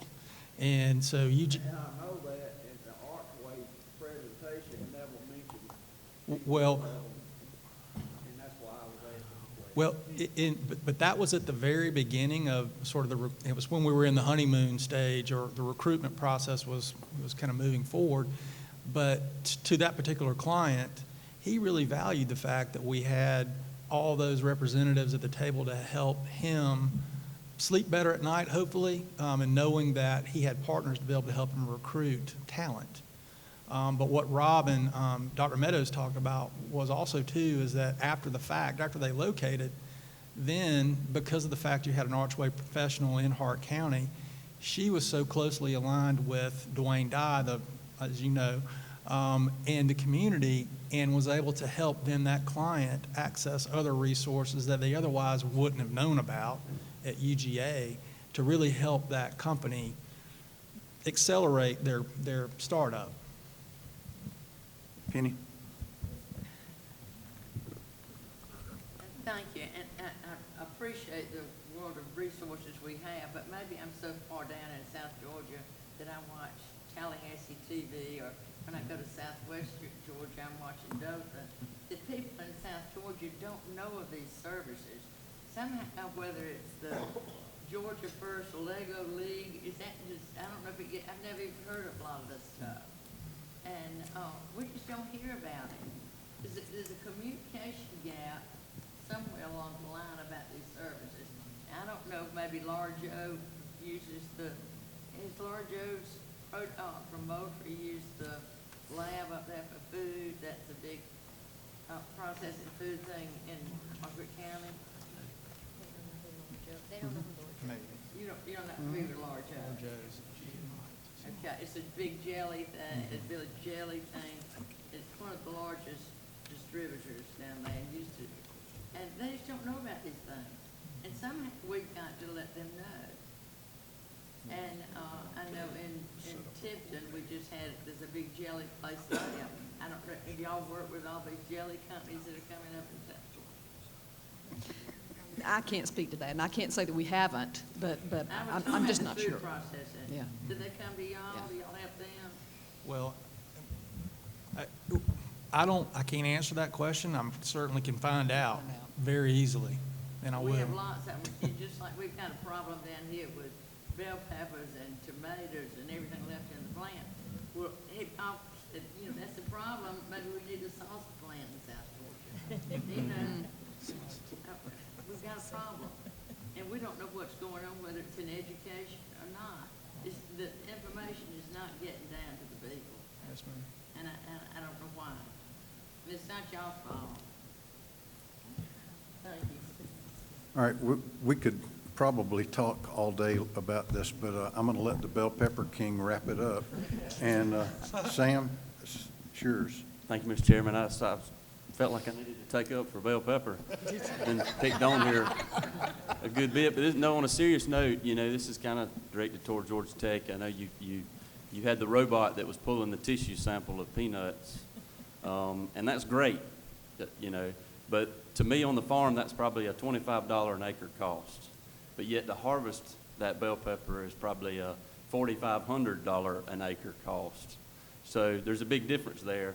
So if that robot was picking the bell pepper, then I could save a lot more money on my farm so that I could do other value-added things or do food processing or some other aspect. So that would grow my business from the bottom up. So just put that out there for an idea. That's, I think, kind of what the chairman's talking about. That's a simple thing where we've got the resources there.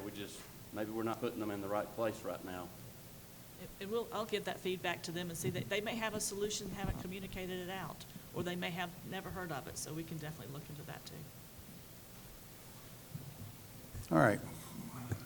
We will probably continue this discussion later, but right now, we're going to adjourn for the day, and for the members of the committee, lunch is served out in the lobby here. And thank y'all very much for participating.